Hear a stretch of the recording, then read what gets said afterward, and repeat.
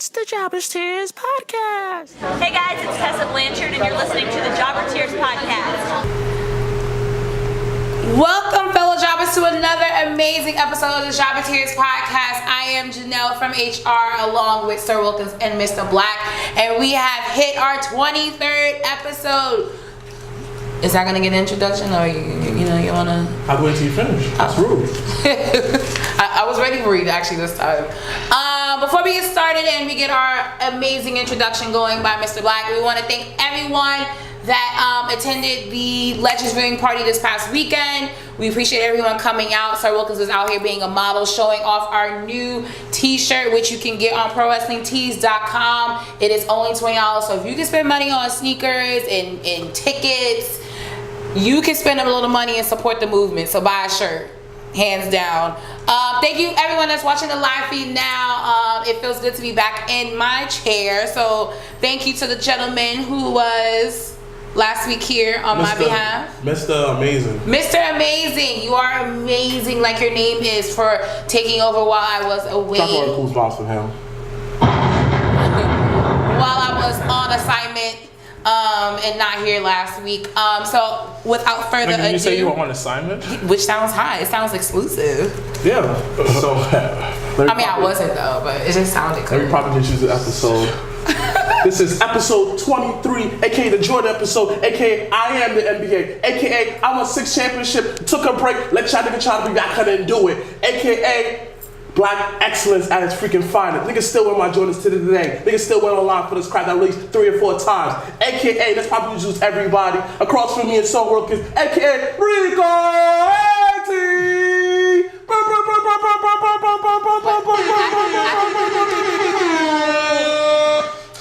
Of course, the baddest moderator, the Oprah of the wrestling scene, Janelle from HR, AKA Triple J.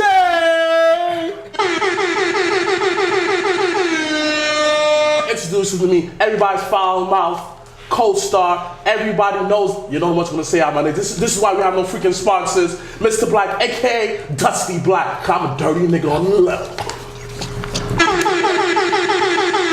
Last but not least, our own personal cameraman, Leo, aka Dirty Dick Leo. Don't leave him around your moms because he will bang her. Episode freaking 23, the Jordan episode. Hashtag Black Excellence. Let's get this. I don't feel people cheering enough.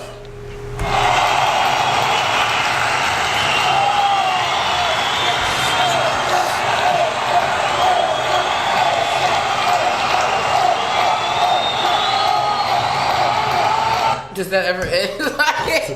like so you press the button and it just keeps going? Yes. So it's endless until you press the button? Yes. Okay. This one laughing. Unbelievable. Well, thanks for that. I got cheers now, so every time I say something nice, I go, ooh. Because that's the audience clapping. So I got to symbolize it through a podcast. Okay. I'm not mad about it. But all right, so what's the first topic, girl? All right, so we're going to open up Behind Gorilla's Position with our OMG moment of this week. So as everyone knows, the UK tournament is across the pond. Shout outs to Black Wrestling Alliance. I'm not going to talk about Vader? Oh. You're right.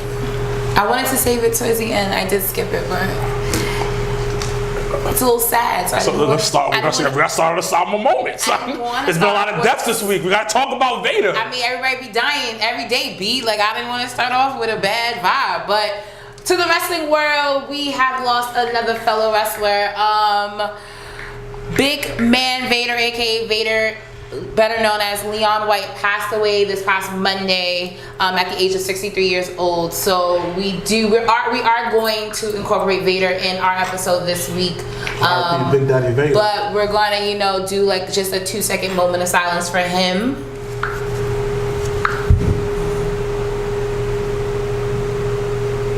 Alright, so we're going to move on to what I said, our opening segment, Behind Gorilla's Position, for our OMG moment of this week. So, as everyone knows in the wrestling world, the UK tournament is going on, went on this past week live, and it will be on the WWE Network at 3 p.m. next Monday and Tuesday, respectively. So everyone will be able to see it on the WWE Network for $9.99, of course. Cheap plug. Cheap plug, always.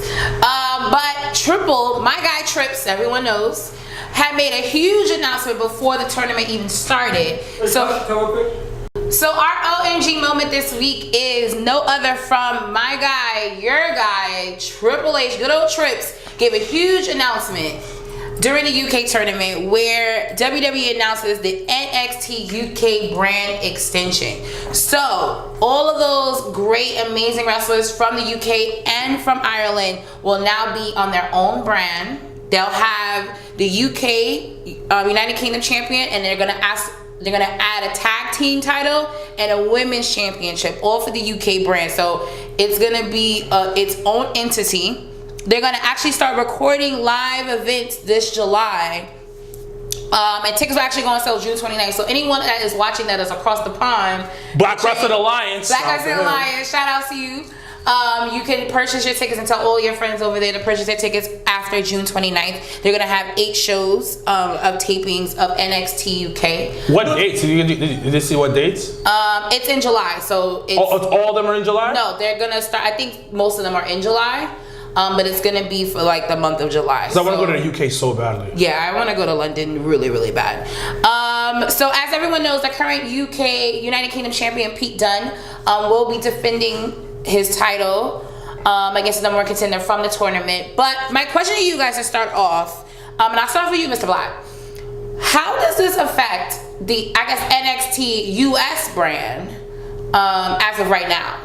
It doesn't, because them having it over there allows it easy to just go over there and wrestle and have a lot of super shows. It's kind of like, this is the Raw and Smackdown of the Development League. They make 2 different versions, 2 different continents.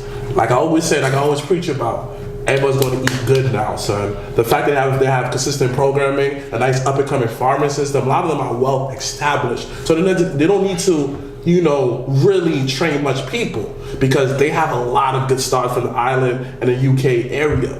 So this is perfect. More contact, more content.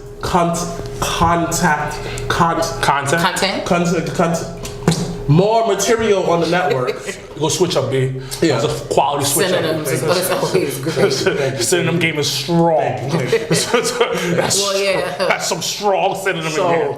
There's more stuff to put on the network. More stuff for hardcore wrestling fans to just enjoy. You get more for your $9.99. Hopefully, they don't raise the prices up to like $15 to $20. I think they're low-key waiting for that shit. Yeah, I think they're low-key waiting for that, because once... Nah, if it gets past $12, I'm out. Yeah, me too. I'm officially out. Like, no. Straight but like, ass know out. what I mean? Like, I'm a sucker. And like, I do pay $14 for YouTube Premium. Oh, really? It's $14? It went up to $12, so I still pay. It went up? Yeah, it went up. Well, that's like Amazon Prime is like $12. I don't be checking my account, so that's So you're fucked up in the game. So overall, this is great. I'm happy the fact that it's not only one championship. There's also a UK. There's a UK tag and UK women's. So I'm definitely looking forward to this. Definitely. And hey, listen, if everything goes well over there, they could revive back the European Championship.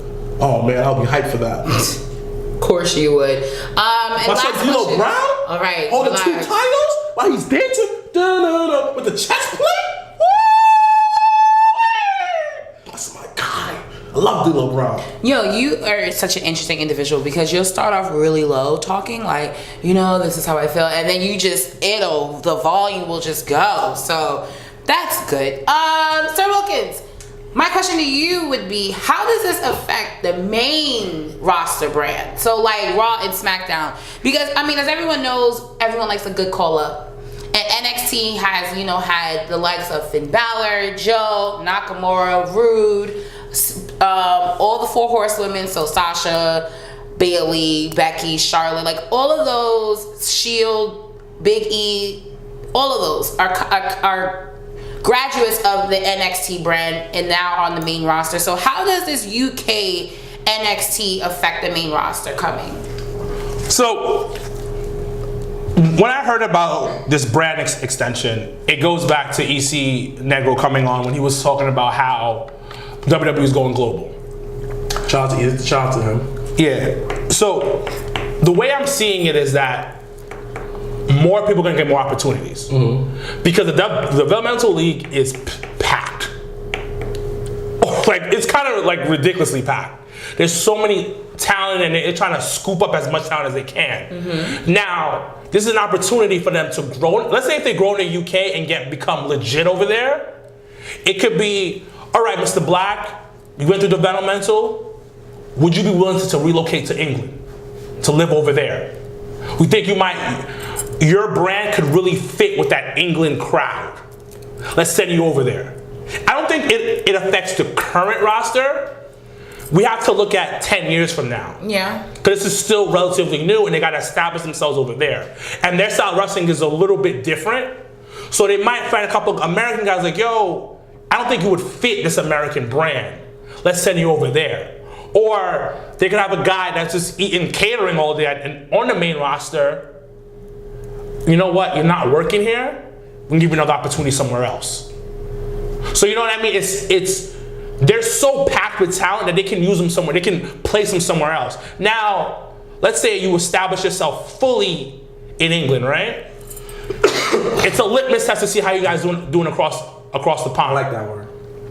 So, litmus test is fire, right, B? That was. Nah, I need a clap. I need a clap, B. I sounded very intelligent. I sounded very, yeah. I sounded real intelligent. All right, cool. Thank you. Hold the applause, B. So, that works out. Next thing you know, they go to Japan. And I think that's the next spot where they're testing things out right now. Yeah, especially because they're doing that pay-per-view, that's the network special in Australia. Yeah, exactly.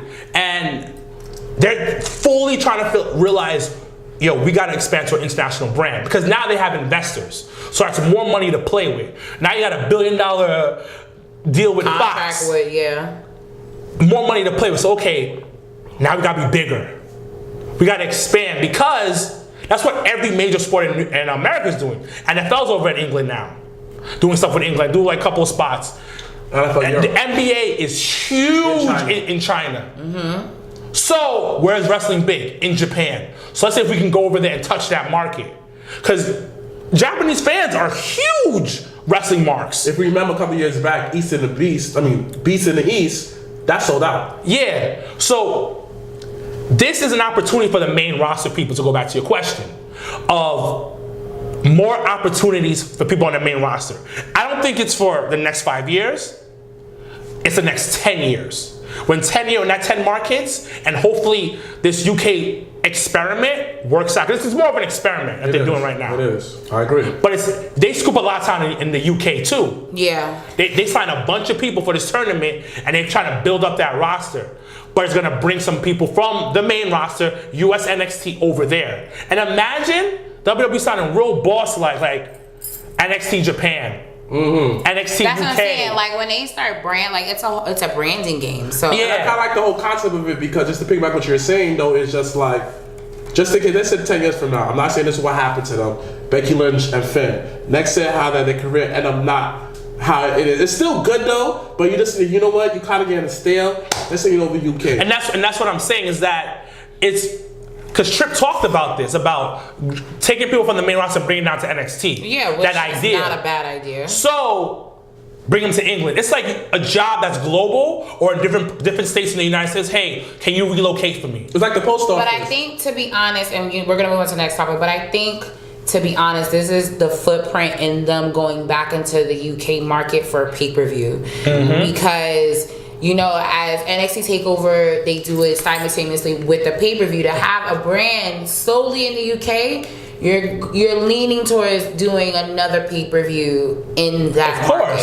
So I think this opens the door for a lot of future pay-per-views or events in the UK. And it gives me a reason to go to the UK even more. Absolutely. Yeah, and it'd be simply like, there'd be beef. NXT UK versus I'm going by NXT. myself though. You're not going by yourself. No, that's one trip. I want to take one trip next year. I want to take one this year by myself. One trip by myself. I've always been going on a trip outside of America with somebody. Mm-hmm. Next year, I told myself I'm taking one trip by myself internationally. Okay. I'm probably going to do it during spring break. I mean, it's like, just because I'm coming off of the wheels of Chicago, it actually, as a wrestling fan, is so dope to be in a city that loves wrestling just as much. It's amazing. So this is a great opportunity to go, like, we're all tying it back in. Everyone eats. Everybody's gonna eat on this if this works out. I mean, it's opening up the it opens up so much doors. If it don't work, Hey, at least they try. And it's put up that stock price. But anyway, it's a different conversation. Yeah. Next. We're gonna talk about Next. So Hungry for topics. the honoree this week of Pussy of the Week. Yes, I said it. And that boo is not for me, it's for who is the recipient of the Pussy of the Week this week. Goes to the Mecca of New York City, Madison Square Garden. So thank you. So as we go on, Where do you find these things? YouTube and internet. wow. So last week, I believe my good brothers here gave you your OMG moment of this week, which was Ring of Honor signing dates or date with MSG. This was about a week ago, like on some slutty shit. And then this week, MSG pulls the contract. And you want to know why? Because Vince pulled out his big dick moment of this week, and he told them, ain't gonna happen. So apparently after MSG and WWE had a conversation, they went back to ROH and said, actually guys, we're good. We're not gonna move on. Because apparently the rumor was that ROH, which is their bigger year, their middle year, kind of like WrestleMania, is Supercard. And Supercard was scheduled, rumored, to be at MSG. Which makes complete sense because as someone that went to Supercard this year, they need a place bigger than Hammerstein Ballroom, to be honest. But I mean, they weren't gonna really sell out 20,000 seats. But with ROH, they have a really good relationship with New Japan, so it really would have been, as a wrestling fan, something really, really dope. And WWE pulled out their big dick and said, not gonna happen here. So my question to you both gentlemen is, where does Madison Square Garden go from here? Like, I mean, as everyone knows that lives in the New York area, they do house shows majority at MSG, and they do the big events at Barclays. And MSG has been feeling a little salty about, them doing that and them coming back for WrestleMania next year here, and none of the events are at MSG. So they were feeling a bit salty and decided to kind of pick into other people wrestling promotions and seeing, who would bite.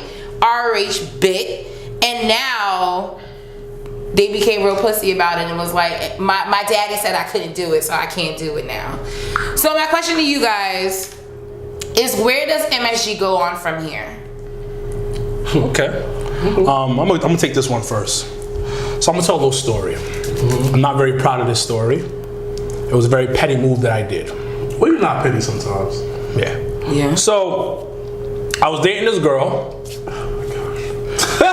Why are you laughing? Let me tell my story that I'm not very proud of, but it goes along with what we're talking about. I was dating this girl. I broke up with her, right? I think it was like maybe 8 months after we broke up. I ain't want nothing to do with her. But I'm very petty and I'm very territorial. I feel like I own you. I broke out that mentality. I'm not proud of this. So, small world, right? My homegirl was best friends told me this. with the new dude that my ex was messing with. And homeboy was telling stories about her and shit like that. And I was like, oh, word? She got a new dude? Like WWE with MSG. WWE was like, oh, you got somebody else? You mine. All I gotta say for you is, really nigga, really nigga, really nigga. Yes. So I pulled the scumbag move, bro. I told like, yo, who this dude you messing with? I heard. Gay. That was a gay move for them. This nigga gay. What? Whose voice is that? I found on YouTube. So I call her like, yo, mess with this new dude? Like, he called it. I think I said, yo, he's saying this about you. This was a horrible thing. But just like WWE, I felt like that's like WWE. I was being petty. I was like, yo, you mine. You ain't nobody else. So she was tight. She felt some type of way. And I did these petty moves. Because nobody else can be taking my chick that's not my chick, but it's still my chick. So she's not your chick now. She's not my chick now. You still claim on the low? No, but I'm past that. Yeah. But I was at a petty place in my life, and I was like, I'll still run this. So let's talk about WWE. I ain't mad at WWE, cause you know why? They're not trying to go back to the late '90s and early 2000s. They're not. But back in the days, you did that for WCW. Yes. This is Vince is about total world domination. That's why we're going to the UK. See how that ties into the UK thing? Yeah. This is about total world domination. And ROH is coming up. The talent is there, but they don't have enough exposure yet. People know about them, but not enough exposure. Now let's look at the WWE's main roster. ROH talent. Who's the top guys? Seth, Kevin, Sammy. Samoa Joe. Samoa Joe. Daniel Bryan. AJ made a quick brief appearance there for a little bit. But New Japan. Yeah, New Japan. New Japan, Finn. New Japan. Dang. So a lot of your top guys are from that brand. Now, hold on.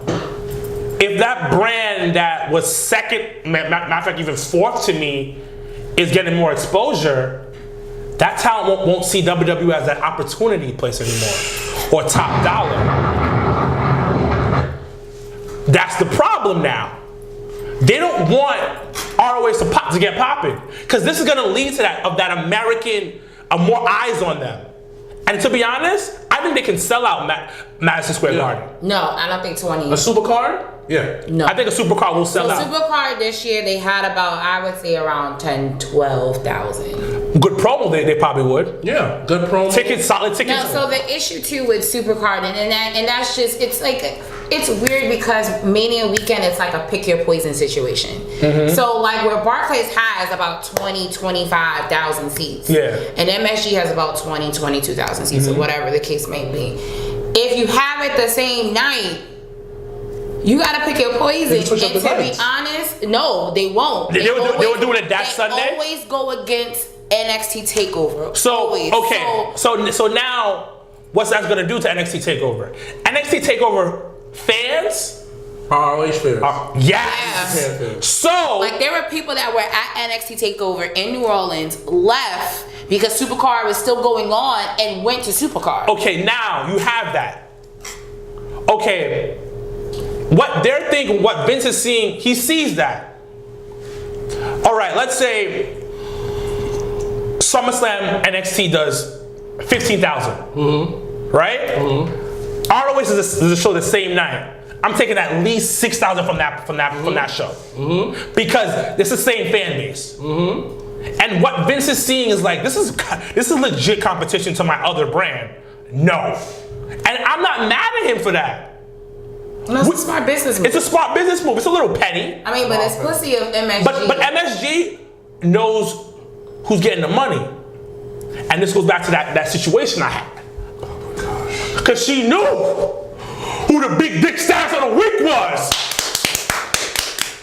So I'm assuming the other nigga had a little dick. I don't know. It don't matter. But she knew who the top dog was at that moment. And that's what MSG knows, is that I can't make the bigger brand mad, so you know I'm gonna pull out. I'm not getting her pregnant. Yeah, but that's I'm good, love. Wow. I'm good, love. Wow. That's And that's what they said to ROH. I'm good, love. I'm good, beloved. I'm good, beloved. Have a good night. You know, kiss on the forehead. Sorry, queen. No, that's Exactly. gross. And that's what happened. And you can't get mad at MSG because that's money they're gonna lose out. Because I'm pretty sure WWE said, you know what? Okay. You got ROH coming? Okay. Questions to both of y'all, right? As you was talking, I'm thinking about it. I agree with everything you were saying 100%. But my question is this way. Where else can they go? If they can't go to MSG, they can't go to Barclay, what else stadium that they could possibly go to that's not, I think, like, just not as good, but it's pretty good? So what RH will have to do, like in my opinion, because once again, WrestleMania is here next year and all the big indie shows are going to be all over the city of New York and probably New Jersey a little bit, but they need to do what they did in New Orleans. They need to go to a university. They need to go to a university, like either basketball or, like I said St. John's, when I was at the ROH show, because you need somewhere where people can get to, where there's parking. St. John's is kind of difficult to get to by bus and train. No, it's not. It's not that bad. It's annoying, but it's not hard. You want something that's very accessible. People will come. No, but people are gonna come. Like the thing in New Orleans was not like exactly. You had to drive. People will come. Even if like you can't do St. John's, there's a lot of colleges out here. Yeah, like, but you need to think like maybe that's look they do Manhattan maybe Center? look at. So the thing with Manhattan Center is, I think it's just too small. It is okay. I think and when I went to the ROH show, thanks to True Hills for that ticket, just the way that they set it up, it's just the ticket price is gonna be here. The amount of people is going to be here. Yeah. So like you need to find a location where your ticket price and the number of people you're maximizing what you have. So you could do Prudential Center. You could do NJ Pat. Like you could do. What about the? You look in the Jersey. But let me ask you a question though. Hold on, before you answer, because what about the Jacob Javits Center? That's too big, and that's a convention center. I don't think. And that's where access is going to be. Okay. So, spoiler alert for those that don't know. But now let me think about this though. You don't think WWE got something with Prudential Center? You're right. But not like MSG though. But I'm gonna throw something at you. If they can do that to MSG and they have a solid with Prudential Center, because they do pay-per-views there. Once in a blue, I don't think it'll be the same. But at the end of the day, Vince has power, and he might know a couple of dudes who have power at Prudential. Like, yo, you're not gonna let ROH get there. I think they're stuck. You know what they could do? They could do it that baseball field in Coney Island. That would probably work. That could work. Because that's where TNA did they shows and tapings. Like once a summer, but it was weird. And it was like the week before. It was either the week of or the week before SummerSlam. But TNA so they could do it. They could do it there. They could do it there. I really think that arenas are out the picture for them. Yeah, I think college arenas pretty good though. It has to be something in college because I'm telling you, Vince has a control in New York. And that move, but that was a ballsy move. It's a ballsy move, but Vince showed them who had the bigger balls. He showed them who had balls, and also, I'm pretty sure he's gonna go to Prudential Center like, yo, nah, this is not happening. Well, we don't know. We'll work a deal out. We'll see what happens. Once again, those that are just joining us, the pussy of this week goes to no other than the mecca of the Madison Square Garden. And I'm sorry for that guy that I did that petty move to. I don't know really who you aren't are. though. I am sorry. You're okay. You got anything, Lee?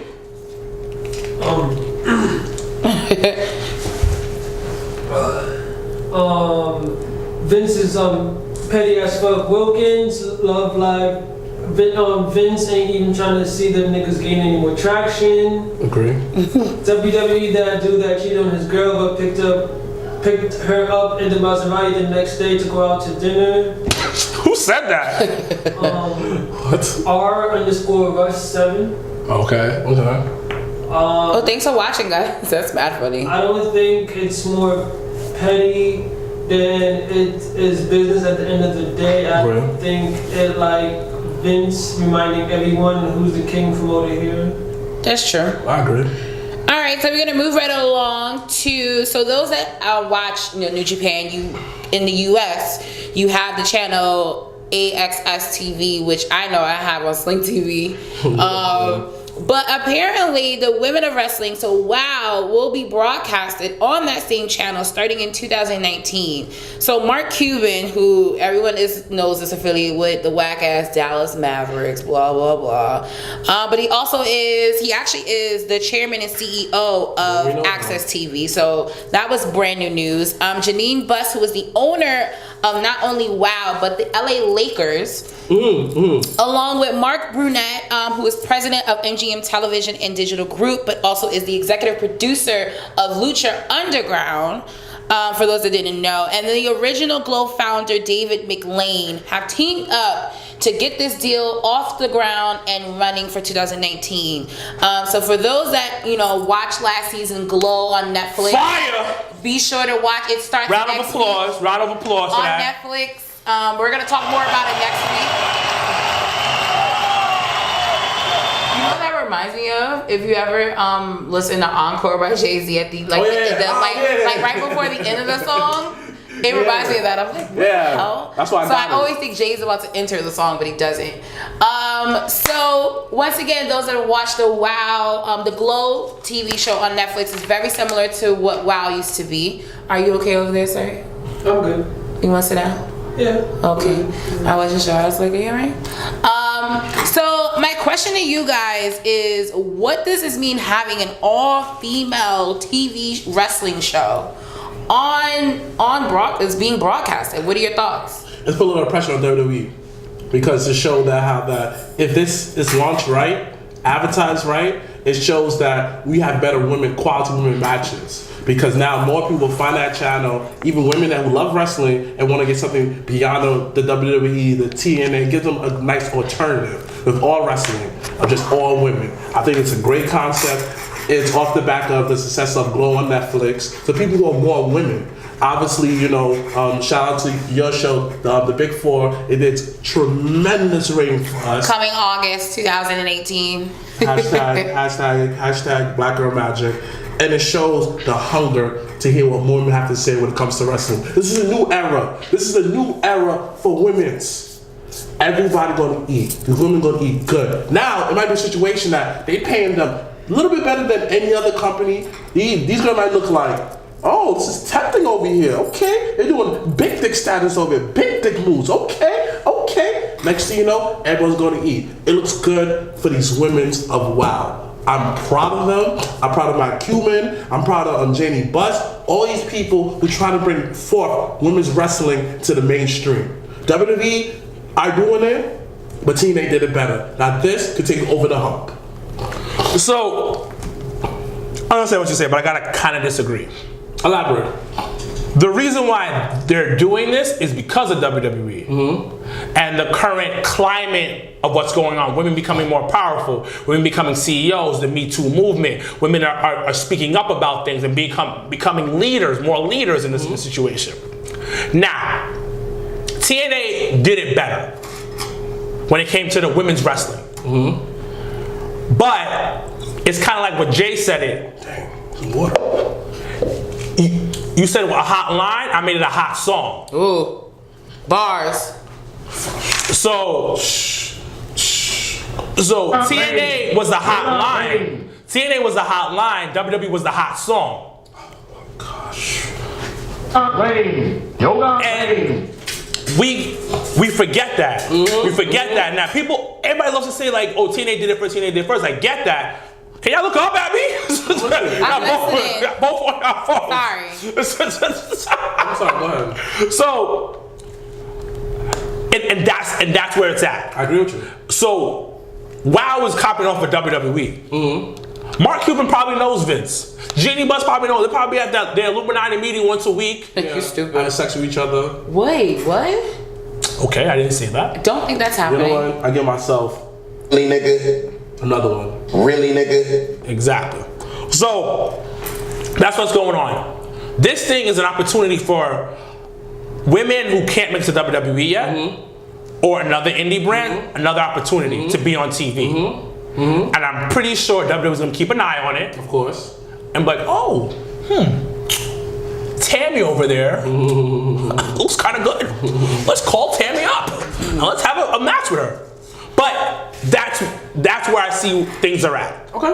When it comes to like, the WoW is another opportunity for women to be on TV and wrestle. I agree with you. Okay. And it's so secondary, but there's something going on in the climate of wrestling right now.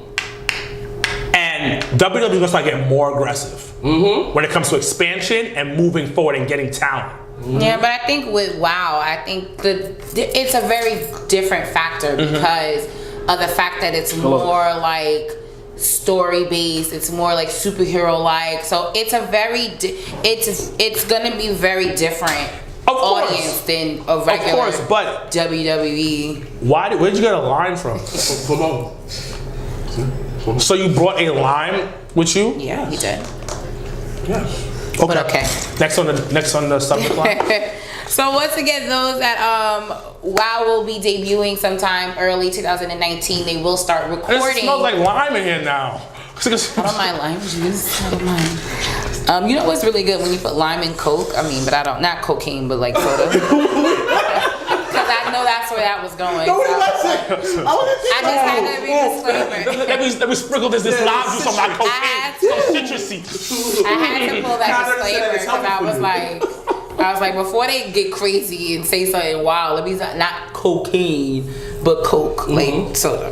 But anyway, the question this week, and those that are watching on the live feed, thank you so much for joining. We post this question to you guys as well, so join the conversation. Our question of the week: what matters more to you, the cover or the game? So let me take this one. Wait, I gotta lead it into it. Okay. So those that do not know, the phenomenal AJ Styles has been blessed to be the cover of the 2K19, WWE's 2K19, which would be on sale on October 9th for PS4, Xbox One, and PC.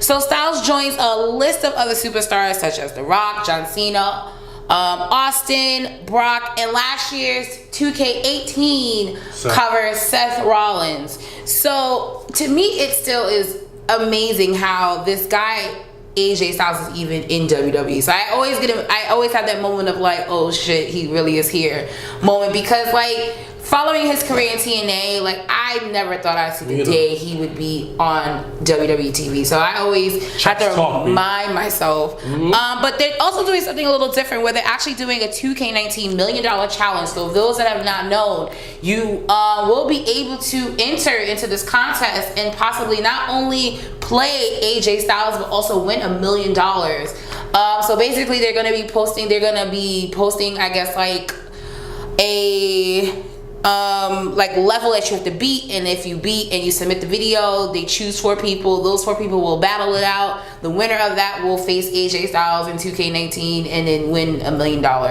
if he beats him. So I think it's really interesting that this year, because last year the promos and the video rollouts for 2K18 were phenomenal. Like that was probably the best. Well, like I'm not a gamer, but it made me want to buy the game just off of the promos and the videos that they posted with Seth Rollins literally burning everything down, and now that's kind of like his tagline. So it was really good with that. But I think it's interesting that they're kind of taking a different approach with AJ Styles and kind of having it also an interactive contest and things like that. So I'm going to present the question to you guys.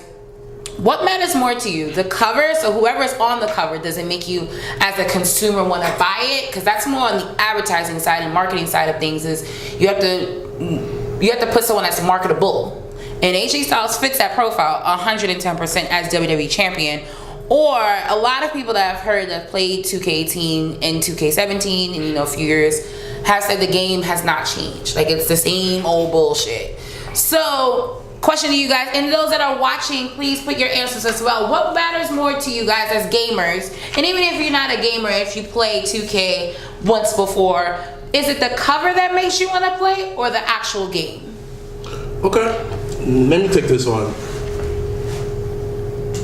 Reason why it's always the game plays a point to me is because you can't judge a book by its cover. I don't care if they have all my favorite wrestlers on the cover. If the gameplay is still the same exact way, they only like kind of switch it up from when John Cena was on the cover until now, then there's no point in me getting that game. Let me give a quick history.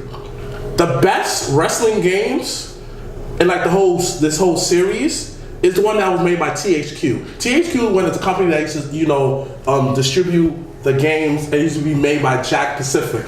These people, each and every year was a different feel. Like you could tell the difference between 2K14 and 2K13. I don't think it was called 2K13 at that time, but you can see the difference each and every year. You see the improvement, the gradual improvement. It was Raw vs. SmackDown. Yeah, Raw vs. SmackDown 2013. Boom. You saw the difference each and every year. Each and every year, it got better, got better. And everybody knows, as wrestling fans, everybody knows what to say. One of the best wrestling games to this day is Here Comes the Pain and No Mercy. You know why them two? They had simple covers. Here Comes the Pain had Brock like this, me. But you know why that's one of the best-selling wrestling games out there? Because the gameplay was so revolutionary. It introduced blood. It introduced like you felt the wrestlers. The movement was more realistic. The story mode was great. Like even though it was just a very short story mode, but it had branching paths. Branching paths. And No Mercy, same exact rate. Great gameplay, great creative wrestlers, and even my GameCube users, their Reckoning series, they all felt different. They all feel like you was actually in the game.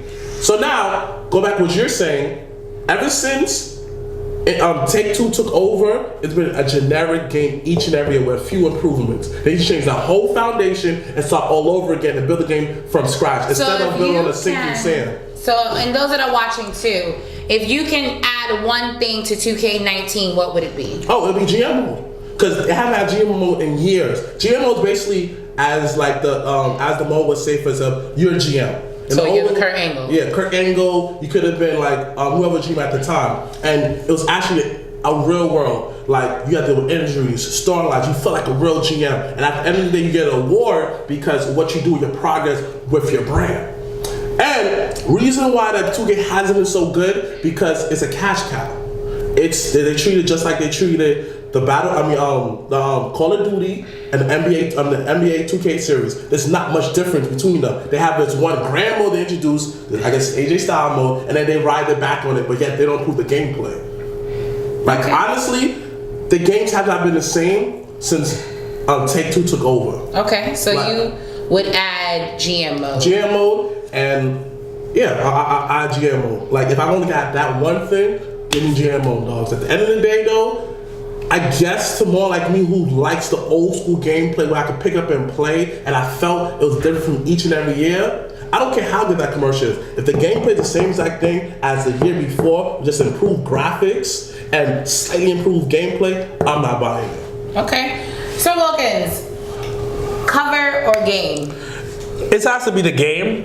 The cover doesn't make much of a difference. Now, but does it make you want to buy it? Because that's the whole thing too. It's the marketing side of it. You make it like, okay, it's having AJ on the cover is for younger kids. You know what I mean? It's for younger kids. Like, oh, AJ's on the cover, so I'm gonna buy because I love AJ. I love the gloves, everything of that nature. Now, for me, it's the game. The game really hasn't changed. This is to go what you're saying. And 2K in general hasn't changed. The game industry is getting very greedy. They're not creative no more. So it's not being creative. It's I'm gonna make money off the game. I want you to buy more stuff for the game. And on top of it, let me finish. Let me finish. So they're doing that, but the way that WWE has it going, they're marketing so well. The games for 2K are marketed very, very well. Like remember Sting did the little comeback thing, like remember that one? Or when they introduced The Rock, was on the cover, and it was like The Rock making a comeback, but he's not making a comeback. He's gonna come back in the game. Type of shit. That's how they market very well. Or when I think it was the last one, the one before that, the Rock was involved in the game by doing a soundtrack. Yeah. So it's those dope things. They're marketing very well, but the gameplay really hasn't changed. And the one thing I would add to go what you're saying about adding stuff would be a better story mode, where the older games, they had the creative writers of WWE write stories for the game. And some of the games, some of those stories actually went to WWE television. And ended up being on WWE television later on. And then they also had like different paths. Like if Janelle walks left, something different is going to happen for her if she walks right. So it's that type of they need to add to the game because it goes back to us being part of the storyline of us me winning the tag team championship. And that's the big thing they have to add. The gameplay hasn't been a little iffy lately, so people aren't liking it. But this is what happens when you get WWE. It's such a phenomenal brand that people are just going to buy shit just to buy shit. Right. And also go back to what we talked about, that marketing is going to be done really well. And this little thing, I'm winning $1 million, I'm going to buy this game and cash out. Right. So, me, it's gameplay, but you can't deny this phenomenal marketing. Of course, 100%, but... So who, anybody said anything? Yeah. So shout out to James, long.live.j. He said the actual game, he said the game has been the same for 3 years, and he said he missed THQ. Russ_Russ7, cover doesn't mean shit. No, I was like, all right, a little aggressive. Let's see what they would add. said, King Von Jr. said, I would add showcase mode back into the game. And my boy James said showcase mode was good too. So. Alright. You remember Smackdown? Here Comes the King, we used to play that boy. Yeah, a lot of the boys were saying that Here they Comes used the to King. play I that. remember the first time we got it. Oh my gosh! So it was a really good game. It was one of the better. It was one of the better games that they ever did. I remember like how when I first hit someone with the chair, the blood came out. I just go, oh, I'm about to buy that game. Wow. But all right, those gamers out there, make sure if you do decide to buy 2K19, it is on sale October 9th. I do think they're gonna do a special edition.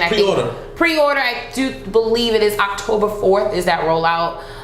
So just, stay tuned to the gaming world for that. Speaking of gaming, before we get to the rumor of the week and we move on, did you guys talk about New Day and the Elite's like YouTube thing on Up, Down, Down? That shit was the best thing I've ever seen in my life. So for those that didn't watch, and you can go on to Xavier Woods' Up, Down, Down YouTube page. On YouTube, and they basically been planning this kind of like Street Fighter like battle for like the last like 2.5-3 years between Kenny Omega and Xavier Woods, and it all culminated to, I think it was a gaming conference, E3, where it was basically New Day versus Young Bucks and Kenny in the new Street Fighter game, and they literally went battle to battle, and it was honestly, as a non-gamer, made me want to buy the game and made me want to learn more about the game, just because, and this is how wrestling has been kind of like intertwining with the gaming world. And shout out to Xavier Woods, because he's really been, I feel like, the pioneer in linking those two worlds together. But for those that did not watch it, you can go on once again on Up, Down, Down's YouTube page and check it out. It was really exciting. You watch his own page? Yeah, watch my page. So, let's talk about it a little bit more before we go to the next thing. Nowadays, a lot of kids watch other people play video games. Mm-hmm. That's like a huge thing. Yeah. I think they have it's Major League Video Games, I think it is, or they have a legit league for video gamers, and they get paid a ton of money. And like the subgenre is called the genre is called Let's Play. So yeah, and a lot of my I deal with a lot of kids. I work with a lot of kids, and they literally watch YouTube videos of people playing games. I never understood it. I don't either. Like to this day. But I can explain why. But you can tell me later. But I don't know. Watching that, I kind of understood. Because the entire time I'm watching it, I'm super excited about Kenny versus Xavier. You don't know what's gonna happen next. Like you're excited, like who's gonna win this, who's gonna win? Because I kind of thought that I don't trust wrestlers. I think they're all liars. Yeah. Because it is what it is. Yeah. Y'all act for a living. You have trust issues with them? Yeah. But super exciting what they did. Just to close out, it was legit exciting. Like I was yelling at the screen, like, "Yo, Kenny! Oh my God, he's about to lose! He's about to lose!" Like I was excited about it. Yeah. It was excited because just to end this all this and the reason why Let's Play is so revolutionary. My personal story, like I can't play The Witcher 3. That's a very popular game where like it's a very large thing, very large world, interactive world. I don't have the patience to do that. But I go on Let's Play, playing Witcher 3, pick the perfect person, they playing it. Like you said, it's experience of watching someone play. I cannot play Final Fantasy 7 to this day. I watched this man play for hours. And to me, that was entertainment. I got into the story. When his character died, yo, use a Phoenix sound. Oh my God, yo, get me tired, how you dying, son? And then I watch him train because I like watching that. And that was our version of Let's Play growing up. Okay, well that's good. So once again, if those that have not watched it, Up, Down, Down on YouTube. So we're gonna end off our opening segment with the rumor of this week. So breaking news that occurred was Big Cass. The big slob. Wow. Big Cass was released from WWE this week, guys. And apparently it's rumored that Big Cass had been drinking excessively during the European tour. And he had already rubbed everyone backstage the wrong way from him going off script with the whole the first round of him and Daniel Bryan going against each other. And I think the last straw rumored to be was he was very upset at how Money in the Bank, his match ended with him losing to Daniel Bryan again. And you know, good old Vince pulled out his big dick and said, you know what, we're gonna have this meeting before Smackdown.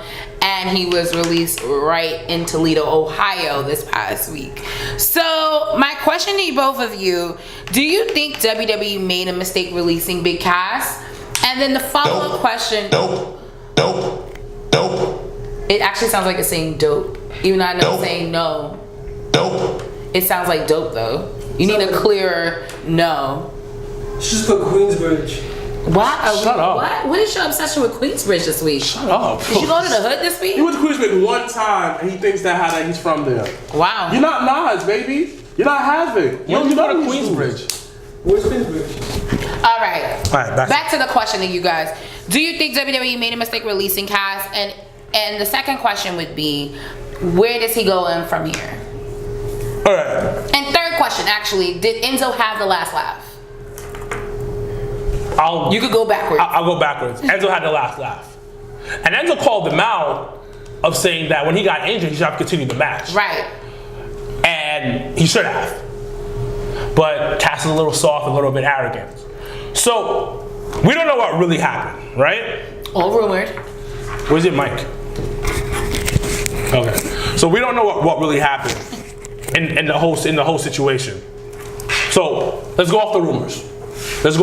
Okay. Big Cass sounds very arrogant. Very, very, very arrogant. Now, who the fuck are you to get mad how your match ended? When you get off saying that, And you just got there. you just got back. You shut up, you end the match the way that they tell you. You do not get your ass. Who are you? Now let's go back to Cass's career. Yeah. He's been in NXT for a long time. Yeah, I heard. He was in NXT before it was called NXT. I didn't know that. Yeah. Yeah. And he almost got released. And the person that was supposed to release him said, yo, listen, I'm gonna be honest with you. The reason why we haven't released you yet because you're 7 foot. And he can't teach that. And you can't teach that. You are correct. Wow. So, how are you arrogant and full of yourself? You just got back from injury. And they're trying to build you back up. They legit toss you in the lower upper card. Like, you know, there's a mid card and you're like in the lower part. Not in the main event yet, but you're in the mix. You're fighting Daniel Bryan at Money in the Bank. When you get off, who are you? And the match was good. But I don't care if the match was good. The match was decent. No. I'm just saying that on top of that, you also had an okay match. And so what? You lost. You just got here, boy. You just got here. Who are you? I mean, I wasn't just got here. No, and the thing about who are you? Like, who do you think you are? Like who? And it earthed me when I read this. I was like, yo, bro, you got the biggest opportunity in your career. The biggest opportunity, like, you were in Indies before. From what I know, I could be wrong.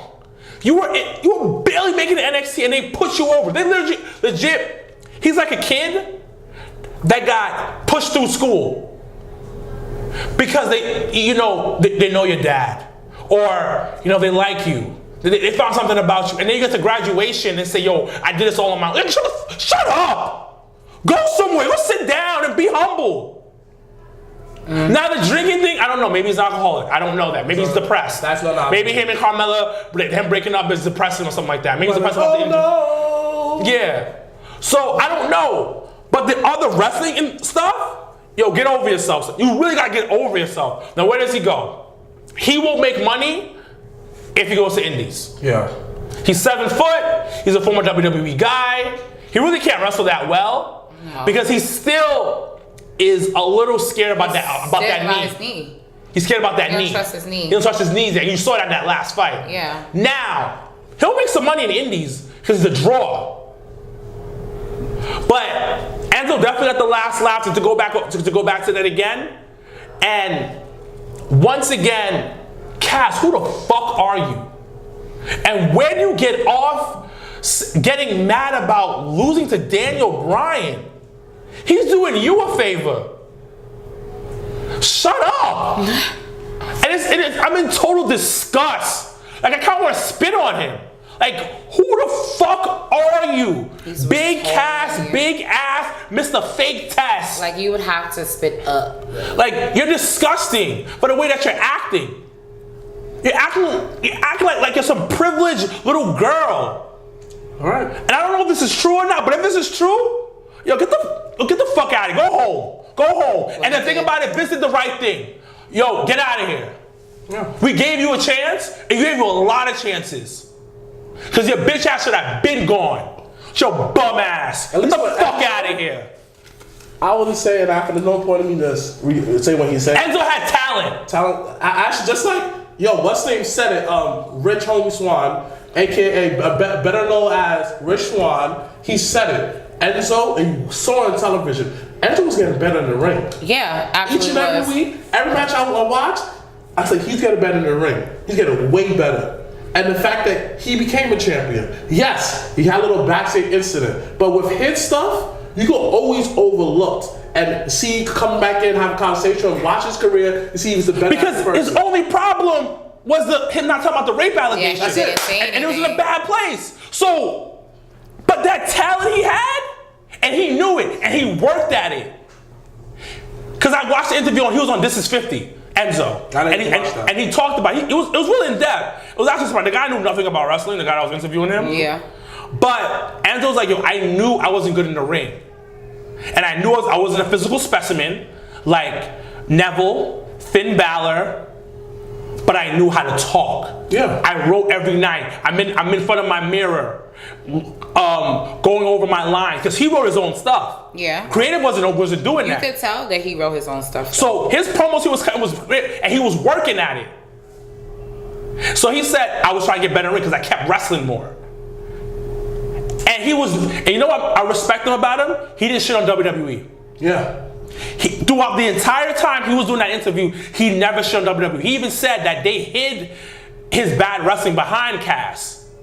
They did, because every even though I feel like Enzo took a lot of the bumps, but the storytelling, it was all Enzo. Yeah, and they hid his wrestling behind And because of that, I agree with you. They also hit Big Cat's bad wrestling too. Because you remember those matches, Enzo was always in the ring longer. Enzo was always at the hot tag. Yeah, and that's what they did the finisher, and then they won. And that's what Enzo said. The thing is, I'll take all the bumps, like you said. Yeah. I get beat up. I do the hot tag, and then Cass would come in, clear everything out, because he's the big dude. That's the storytelling they're trying to tell. Yeah. So I fucks with Enzo, because you know why? He's still humble. He's a little arrogant. He's that caricature of himself. But at the end of the day, he's like, yo, I had my career in WWE. It is what it is. But you could tell that, like Stone Cold said on his podcast many times, he just had to project his personality to larger than life to fit that. But he understand that this whole situation, and this is fit that I get to change your watch, like you said, he probably agree with you. And he probably got so humble, he's like, I cannot be the angry fool no more. I can't be the outburst. Let me learn from our mistakes. And like I always said, he's going to be back in the family. Oh, 100%. He'll come back. Yeah, I think in time, I think Enzo will, really do some stuff. But Big Cass, get the fuck out of here. Well, he did. Get the fuck out of here. Goodbye. Vince said bye-bye. Disrespectful motherfucker. Wow. Go sit your ass somewhere. Your bitch ass. You're gonna be a very interesting dad one day. What do you mean? Very interesting. Why? Because the way you just scolded him, I was like, how you gonna talk to your kid? I don't like that. Like, how are you so arrogant? And you did nothing. Don't make checks. I was watching the Hardys 24. Oh my God, so amazing, good. amazing. If those are watching on live feed, watching on YouTube land, if you have is it better than the DVD that they got? Yes. Yeah. If you have not already, I watch on your account, so yeah, I was like, I don't know. Just continue watching. But those that are watching, make sure you please watch the 24 of the Hardys Woken. It is honestly one of the best 24s WWE has ever done.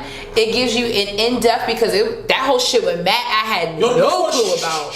No spoilers. Not spoiler alert. I'm just talking to you. No, they go in depth, and they also I'm surprised they brought up the last charge that Jeff had. Yeah, because so the thing was they were recording. Come on, not the children. No, but it's public knowledge. Oh, okay. But the whole thing was that they were recording for that 24 through even Mania New Orleans. So I knew that all that new stuff was gonna be on there. I didn't know it was gonna be on there when I watched it, and so I bring that up because such a good bring up. I bring that up because My number one thing was Jeff and Matt are on massive amount of alcohol, massive amount of drugs. They could kind of pull up because they were so talented, and they kept getting breaks on it. But when they got too full of themselves, they lost everything.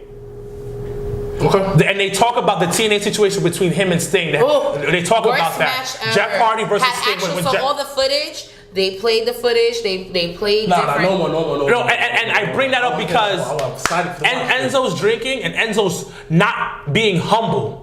And Matt talks about him not being humble because he thinks he's the top guy who's gonna blow up TNA at the time and make it a bigger thing, but having an addiction problem.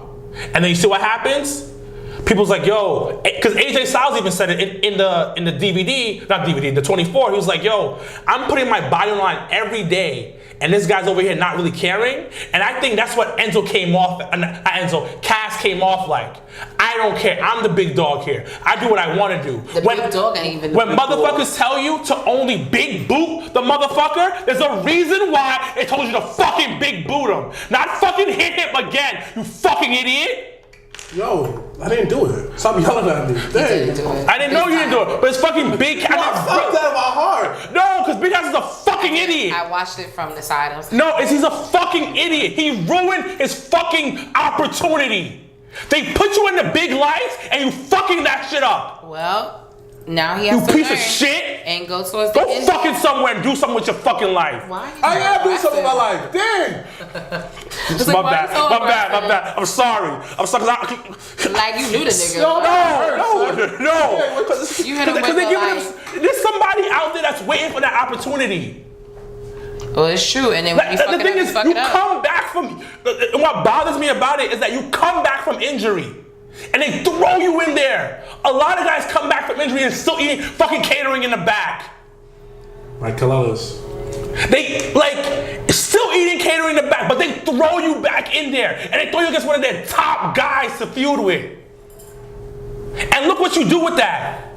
Yeah, everybody's laughing at you. You dumb motherfucker. And I hope you learn a fucking lesson. And I hope you get better in the ring and better on the mic, you stupid dumbass. Doing a freaking podcast.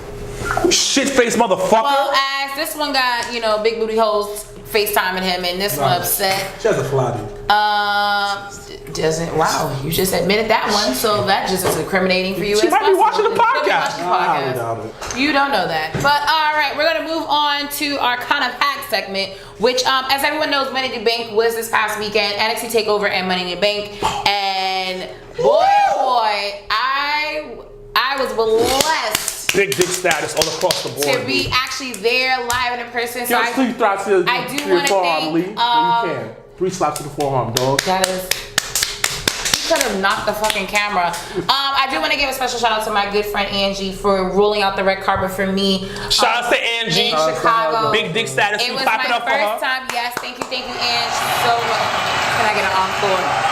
That's how I always feel. But Chicago, my biggest advice, and we're gonna go into our next segment, but if you have not gone to Chicago to actually watch wrestling, I highly recommend doing it. As a wrestling fan, Is it better than Philly? It was one of the most electric feelings in the world. I haven't actually done Philly yet. I'm surprised. Well, because Royal Rumble was the same weekend, I had to go away for work, so it didn't coincide with me. But I'm saying Chicago's electricity is definitely on. It's like the octave lower than the Brooklyn level. We need to do a podcast in Chicago. Yes, we sure can, because I definitely made some connections and talked about Job of Tears. All right, so our Money in the Bank weekend recap. We're gonna do what? High five. Okay. High five for networking, my nigga. Oh, always. Yo, we were Clap it at up a for bar, HR. and I met. That's the win. I was at the same bar I was telling you guys I had the fishbowl at, and literally these groups, first of all, shout outs to our group chat on Facebook, our secret society, because we're gonna do the same thing for Takeover Brooklyn. But literally we go in the bar and there was a group of friends that all had Balor Club shirts on, like Balor Club and the rainbow one, like not some regular shit. They all had same wrestling shirts on, and it was so cute. And one of the guys that came over and was like, oh, he started just talking to us, And I was Trying to get like, them cheeks. well, I'm from New York. Trying to get this butt. This is my first time watching wrestling in Trying to get that New York Chicago. butt. No, relax. And he actually does radio in Chicago. So we have Jobberteers podcast, a business card. So I gave him the card and he gave me his Facebook. So Chicago was amazing. I love Chicago. So we're gonna do as everyone's Uncle Dave does. We're gonna rate 1 to 5 stars for each for NXT Takeover and for Money in the Bank, and then you guys are gonna tell me what your favorite match from each card was. Okay. So I'll start off with Sir Wilkins, since you're still on the high from Big Cass. What was your rating for? What was your match of the night? I'll give NXT Takeover a 4 out of 5. Alistair Black match was great, was really good. My favorite match was the street fight. Mm-hmm. Really? And I'll tell you why. Johnny Wrestling and Tommaso together is such phenomenal storytelling. Sean and HBK. I said the same thing twice. It's Sean and Trips. Yeah, it's best friends. But it's like you're there, like you're part of their feud. Yeah. And it's been going on for a while. They've been dragging it. But that was the thing I didn't notice. Like, the first turn was a year ago at Chicago Takeover. So it came full circle. But it's been so good. Like, the way, for instance, Tommaso comes out. No music. No music.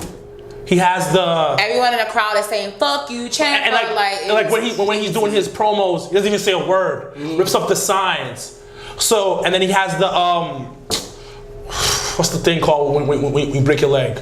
Crutches. He has a crutch with him, and he's walking out. So then, the storytelling at the match, when Johnny Wrestling's wife comes up to him and gives him the crutch before the match starts, that started something. Now, them fighting throughout the thing, just classic storytelling. Another great part. Remember how every time he used to come out, he wouldn't say a word, but he'd rip up a sign? And then during the fight, he tries to rip up a sign, but it won't rip. And then Johnny Wrestling grabs it, and it's like a stop sign within the sign, and he hits him over with that. Storytelling again. Storytelling again, and you're like, yo, where is this going? And it's a struggle between two best friends, because the way I got from that whole thing is, in real life, when you're beefing with your best friend, it doesn't end overnight. It does drag out. When somebody's so part of your life, the best man at my wedding, he knows my wife, he knows my family, and we're so close. In real life, that doesn't end so quickly over, like, you just solve it. It really drags on. You could go years without talking to your best friend if you guys have a problem. So the way they're doing it is so good, and I'm in love with with their feud. Now, Johnny Wrestling has been winning most of the matches. So Tommaso winning that night we gotta continue this. And the way he won was so good, because you thought Johnny Wrestling won, because as they are taking Tommaso out on the stretcher, but he had taken the ring off. Johnny Wrestling goes crazy. He loses his focus because now he's mad because his wedding ring is gone, and he attacks him, and he's like ends up being DDT'd onto the wood, and the match ends. But now you're thinking this can't be over, because now he disrespected his family, he brought his wife into this with the wedding ring, and it just the storyline keeps going. That was, to me, 5-star. I enjoyed every second of that match. The only match that I was a little disappointed in, Ricochet versus Velveteen Dream. No. And I'm gonna tell you why. Everybody is gonna disagree with me. I totally think it's because me being there. No, me watching on TV, Velveteen was a little stiff. Yeah. No. Velveteen was a little stiff. I'm telling you, it was a good match. It was very good. But it could have been better. Yeah. But I'm just to finish off. The one thing I'll give them, I don't know if everybody peeped how they replayed Rock versus Hogan. Yeah, they at the middle of the ring, they did a standoff, because I'll tell mine, because that was actually my favorite match. What was your star rating for NXT Takeover, Mr. Blacc, and what was your match of the night? It was 4.5. Not 7. Uncle Dave? No. Uncle Dave, there's always 7 in the Tokyo Dome. I don't know why. He be necking them. Like, he be necking them hard, bro. So, like, he having like semen on his face and everything. Yeah, he be having Japanese semen all over his face. This is exactly why we will never have sponsors. But okay, 4.5, and then what was your match of the night? We can get erectile dysfunction like sponsors. No, we cannot. Actually, I did reach out to one. Oh, you did? Yeah, True Blue. Like, no. We'll talk about that later. That sounds like the fucking JetBlue point. We'll talk about that. Did they say they didn't respond back? They didn't respond back. Okay. Because they not gonna respond back. Yes, they are. Like, I heard on Fragrant 2 podcast. Anyway, you talking business on the podcast. Yeah, Match of the night, man. Match of the night to me? I ordered it. Alistair Black versus Lars Sullivan.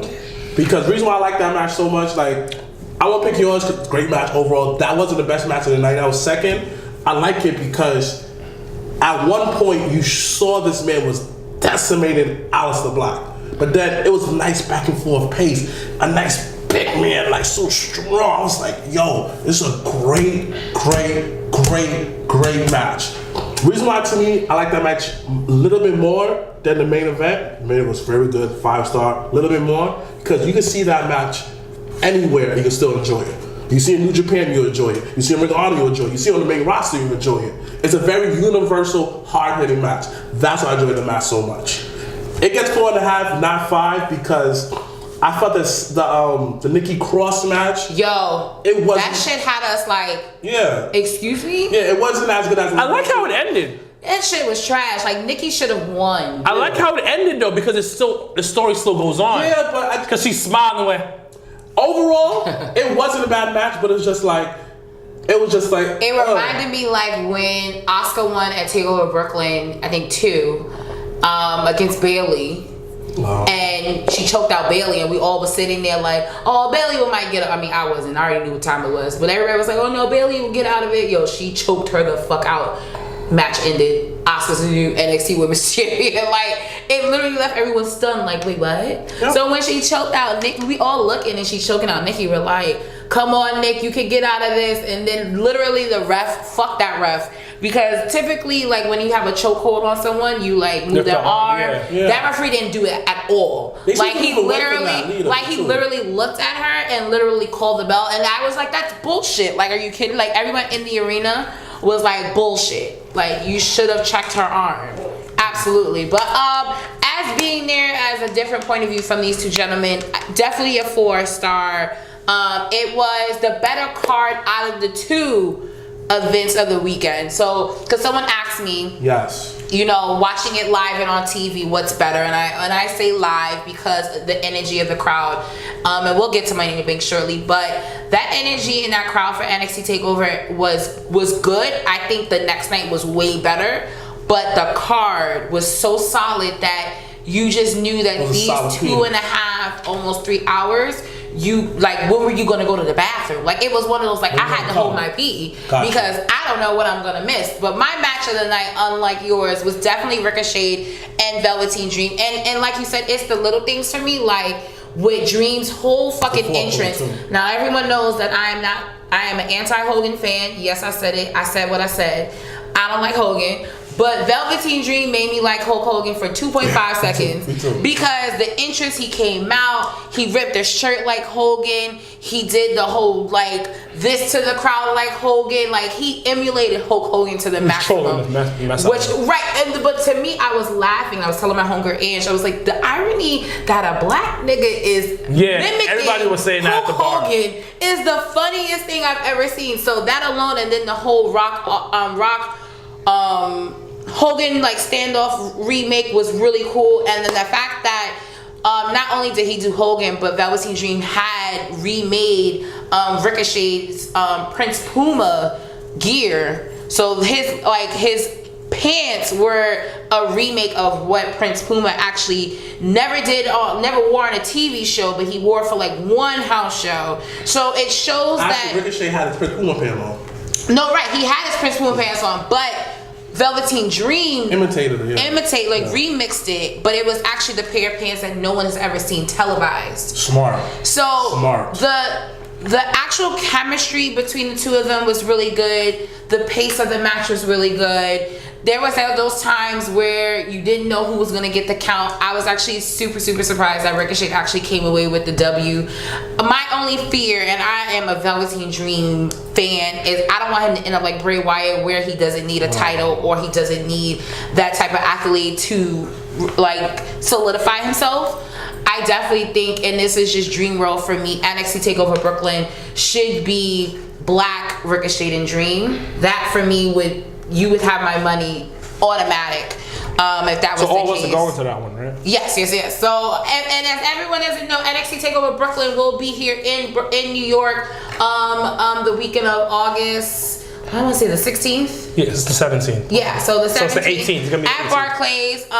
Make sure that you check out this. We have a Jobber Slam the night before, right? Yes, which is to be announced soon. Some events that are happening that weekend, but be sure to look out for the Sea of Undisputed Era shirts that will be at Barclays that night. So we're gonna move right along to Money in the Bank.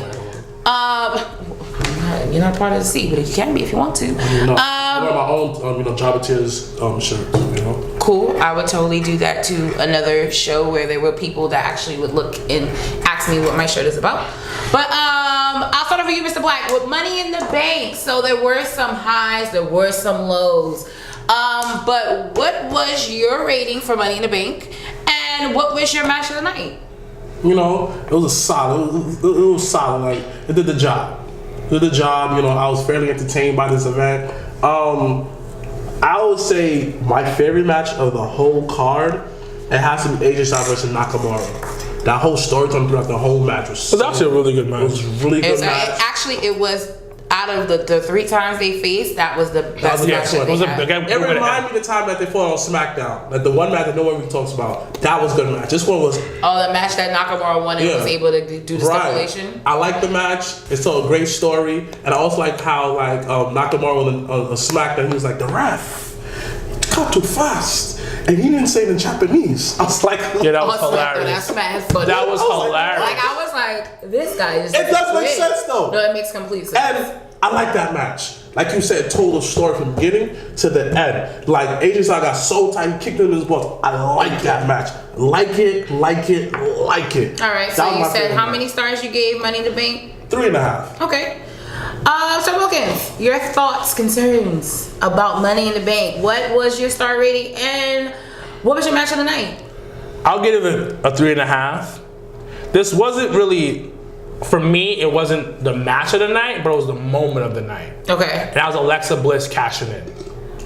On your good old girl. She kind of becoming John Cena of the she becoming super girlish. How she becoming super girlish? She lost to Nia at WrestleMania. At WrestleMania. No, meaning that did she really need to win that briefcase? So here's my thought process on it, because that was, before you go ahead, that was everyone's complaint in Chicago was, and I knew that too. She didn't need it. Like, everyone knows that the idea of Money in the Bank briefcase is for someone who will never really get a title shot to get that title shot and to surprise everyone. I think that Alexa Bliss has been blessed and bestowed as the person to put people over, and I think her as champion does that. And I say that because it goes back to the whole her and Nia and the lead up to WrestleMania, where honestly she put Nia over, and not only that, Nia won the title at the biggest stage of them all. So I do think Alexa Bliss is in that position to kind of either help people understand that about Ronda, if that's the route that they're gonna go, or someone else like Ember Moon, or give it to like Sasha or Black Ass Bailey, or it gives Alexa that opportunity and that job to put someone over. So that was my 2 cents of watching. My thing with Alexa winning, I'm okay with that, because she's a really good champion. Yeah, solid, super solid. She cuts great promos. She's great in the ring, and the way she cashed it in was so heel-like, and it also, that's the only way you're gonna beat Nia. Does that make sense? What I'm trying to say, it's the only way you're gonna beat both of them. Yeah, because think about it. her match at WrestleMania, she was being chased around, tossed around, blah, blah, blah. She put up a fight, but visually, the girl's like 4'11". She literally is 5 feet. Literally. And Nia is like 6. She's 6 feet tall because they did the whole like tail of the whole shit with her and Ronda right before the match, and I was like, Nia Jackson's 6 feet tall. She's 6 foot tall. What do you mean? So you have to pull a heel type of moment. Now, I wanted Ember to move. I thought it'd be a great opportunity for her to win, and a great story. But think about it. Everybody in that match, Natalya, want Natalya to win? Come on, no. You know my pick. Lana was the only one I was like, yo, that could be a dope thing. They were popping for her. Like, Lana is weird. Over. Lana is over. It was so weird. Like, literally every time she would climb up the ladder, the crowd would go crazy. Yes, and I was going crazy in the bar for her. Now, Charlotte, she already got the accolades already. Yeah, she don't need it. There's really no need for it. Becky Lynch. Stale ass Becky, like, no. 20-day Naomi was there to be a spot monkey, and not because she's black, just to get those spots going. Those awesome spots. She is the Kofi Kingston of ladder matches for the women. Sasha Banks, they got something else going on with her. So when you look at everybody that's involved in that match, Alexa was the right pick for it, because now you put it against Nia, it's that heel move. Majority of people who were in that match were mostly like faces or tweeners. Yeah. So who's gonna go up against Ronda on the biggest stage? On the second one of the biggest stages. Right. So it makes sense of her Alexa winning, and I love the way she cashed in.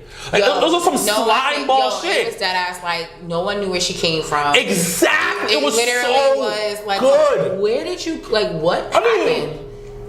So, since you're talking, what was your star rating for Money in the Bank, and what was your match of the night? I didn't say it. Wow. I told you it was Shinsuke versus AJ Styles. Oh, you did. We did go with you first. Yeah, like I went for 3.5. You went for winner already. The one thing, the only big complaint I have, remember, the Money in the Bank match was very good, very solid, right? I'm gonna tell you my thoughts on it real quick. Having Braun winning, he didn't need it, but I understand why they built him up so big.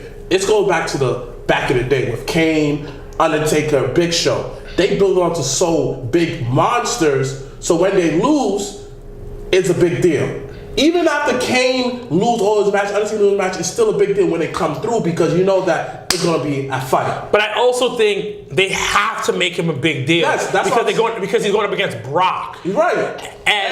But you basically saying the same thing I'm saying. No, I'm agreeing with you. Because he's going up against Brock. You have to build him up.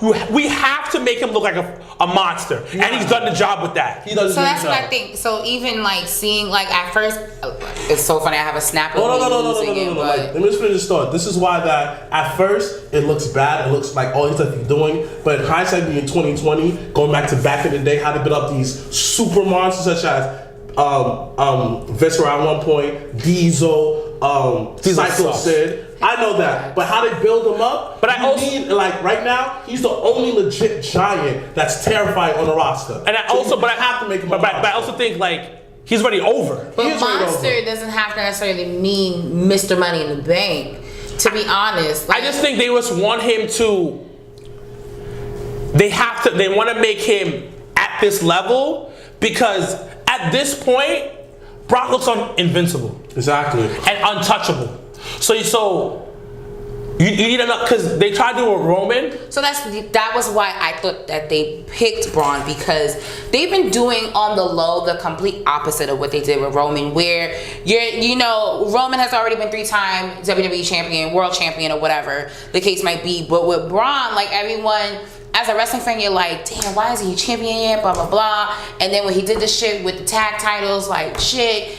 But you have to realize it's the small things that they've been really placing in front of us as fans that if you look at it in hindsight, you're like, oh shit, they're really building him up. Because if you think for a second that him winning that greatest fakest Royal Rumble shit was not a big deal, that shit was a big deal. The fact that he's now the 2018 Money in the Bank winner, that's a big deal. Like, to be honest, if I was Braun, I would hold that shit into next year. Like, hold it. Like, don't even think he remind me of what Big Show was supposed to be when he came over from WCW. When he had hair. Yeah, we had hair all the Long way. hair, Yeah, too. long hair. Like God. when he came over to WCW. You mentioned that in like 24. If Big Show never came over there overweight to WWE, that would have been Braun.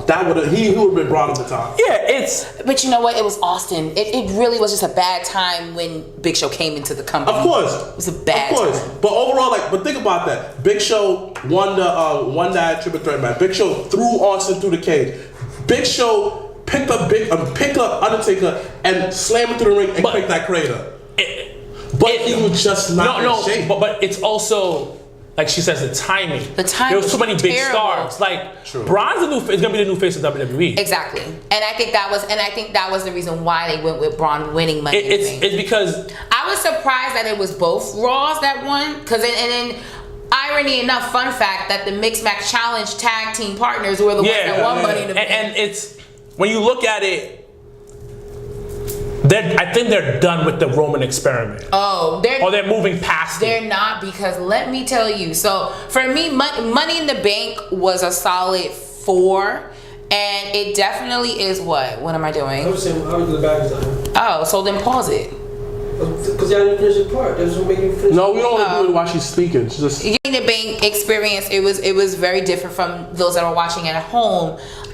The energy alone, when it took the 3.5 of the card and bumped it to a 4 for me, because literally, and when you said Roman, literally, I think WWE was punishing us by having that Jinder and Roman match go on way longer than it needed to. But it wasn't a bad match. It was a terrible match. It was terrible. It was it was terrible, and honestly, Jinder should have won it, to be honest. Not sorry, and it's no shade to Roman, but I just think like if Roman wanted some sympathy, he could have definitely took the L to Jinder. But literally, the crowd alone, like, it was almost as bad as Brooklyn. Like, we're talking about waves, we're talking about beach balls, we're talking about people chanting things that have nothing to do with who's in the ring. Like, it was bananas. And I mean, as you know, some people would say it's disrespectful, like you should be watching the match, but it's just like, you can't bullshit a bullshitter. Like, don't sit here and give us the bullshit when we already said, no, we don't want, like, no, this is not gonna work for us as fans.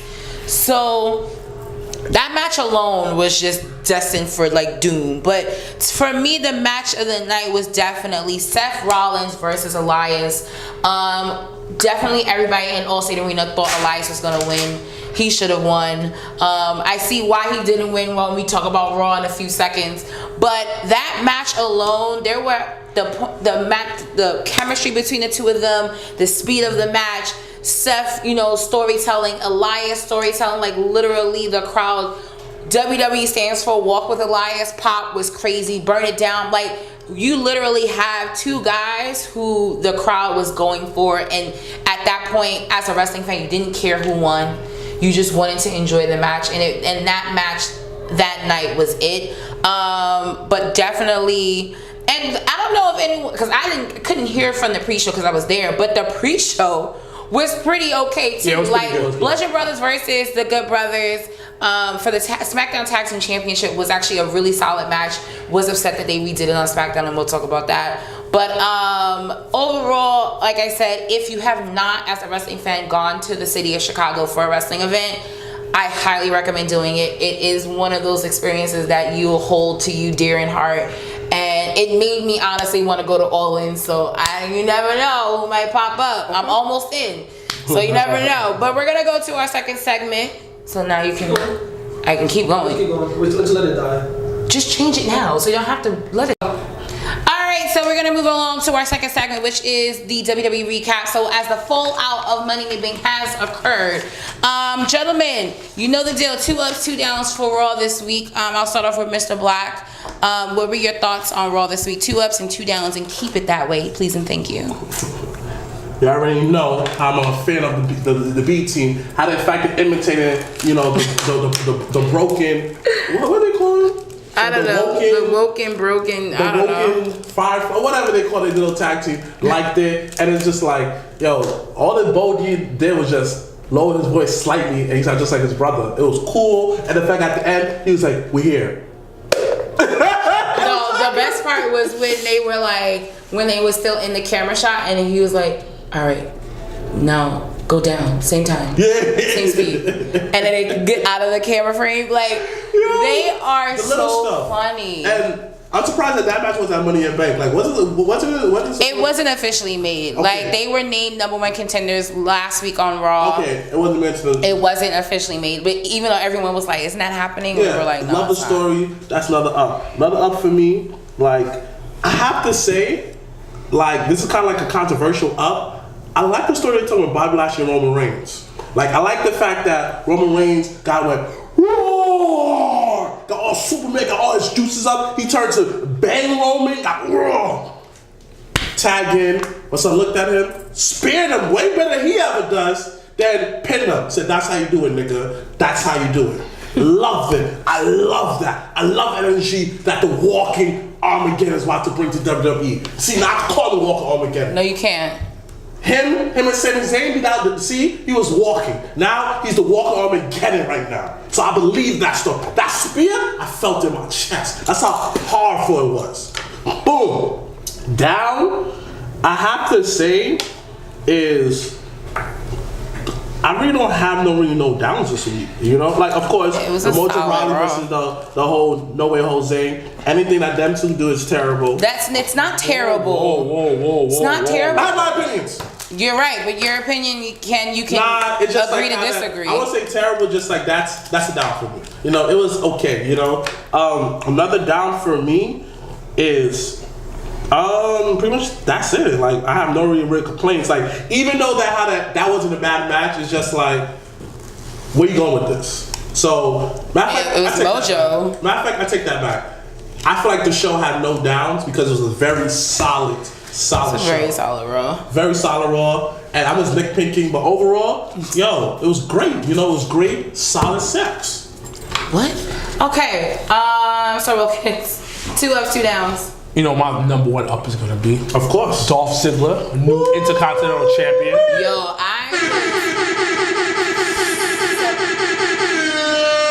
So let me tell you how. So Chicago's an hour behind, and we were. Y'all know I like hookah, so I had to go smoke hookah. But we were recording Raw, and I kept telling Ange like, don't look on the internet. Like, let's like not be surprised. I literally click on my Instagram. The first thing I see is WWE's Instagram page with Dolph Ziggler as new Intercontinental Champion. I was like, what the fuck? Like, when did what? Like, so when I watched it, I was like, a fucking roll up though? Yes, classic Dolph. This is the shit we talking about. Yes. Fucking roll up. R.I.P. You went last night with a roll up? I'm gonna beat you with the roll up. Listen, it's good for business. Mm-hmm. Good, great for business. Great for business. Clap it up. Clap it up for Dolph, ladies and gentlemen.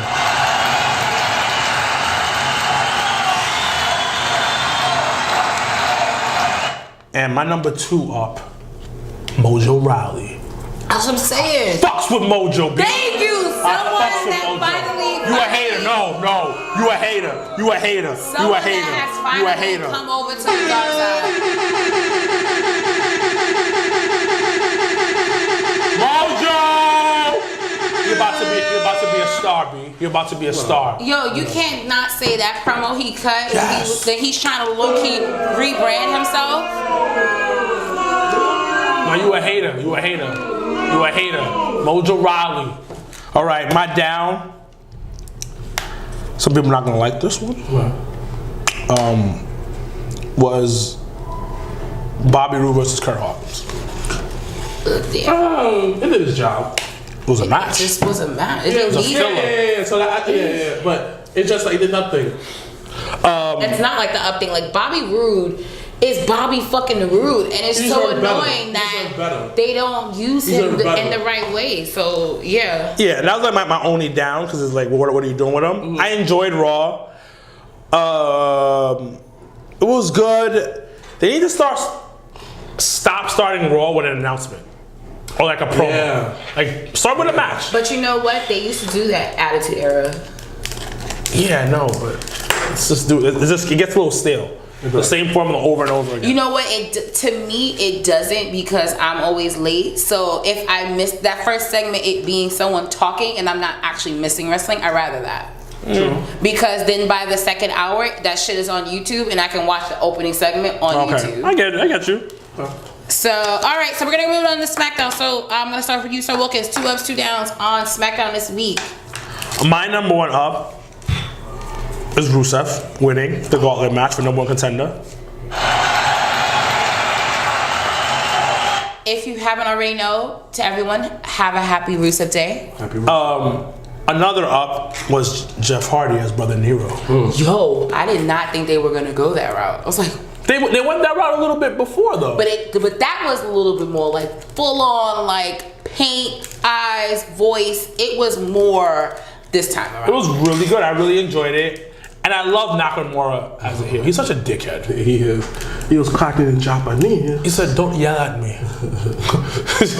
I keep a straight face interviewing him. Like he was like, "Don't yell at me." I don't know. Renee Young is really good because I would be cracking up. And like him saying like, his eyes are open, but I'm gonna make them shut. Like it was so good. Those are my 2 ups. My down, I really don't like Billy Kay. Yeah, that match was terrible. It was horrible. I like Peyton Royce over Billy Kay. So It was horrible. Another down for me was the tag team title match. it was unnecessary again. Yes. Unless they were gonna win, it shouldn't have happened. Yeah, and that was like my whole thing. Like, why did you? I think you just want to fill something in right now. And Sandy coming back was like that kind of cool thing. Yo, I was hyped that they didn't change the theme song. They didn't change the entrance. The shaky like cam it was there, the everything was same perfect. Sanity NXT entrance. Yeah, So cool. I appreciated that. And I think them going against Usos first round, I think is really good Yeah. for them. My two ups and my 2 downs.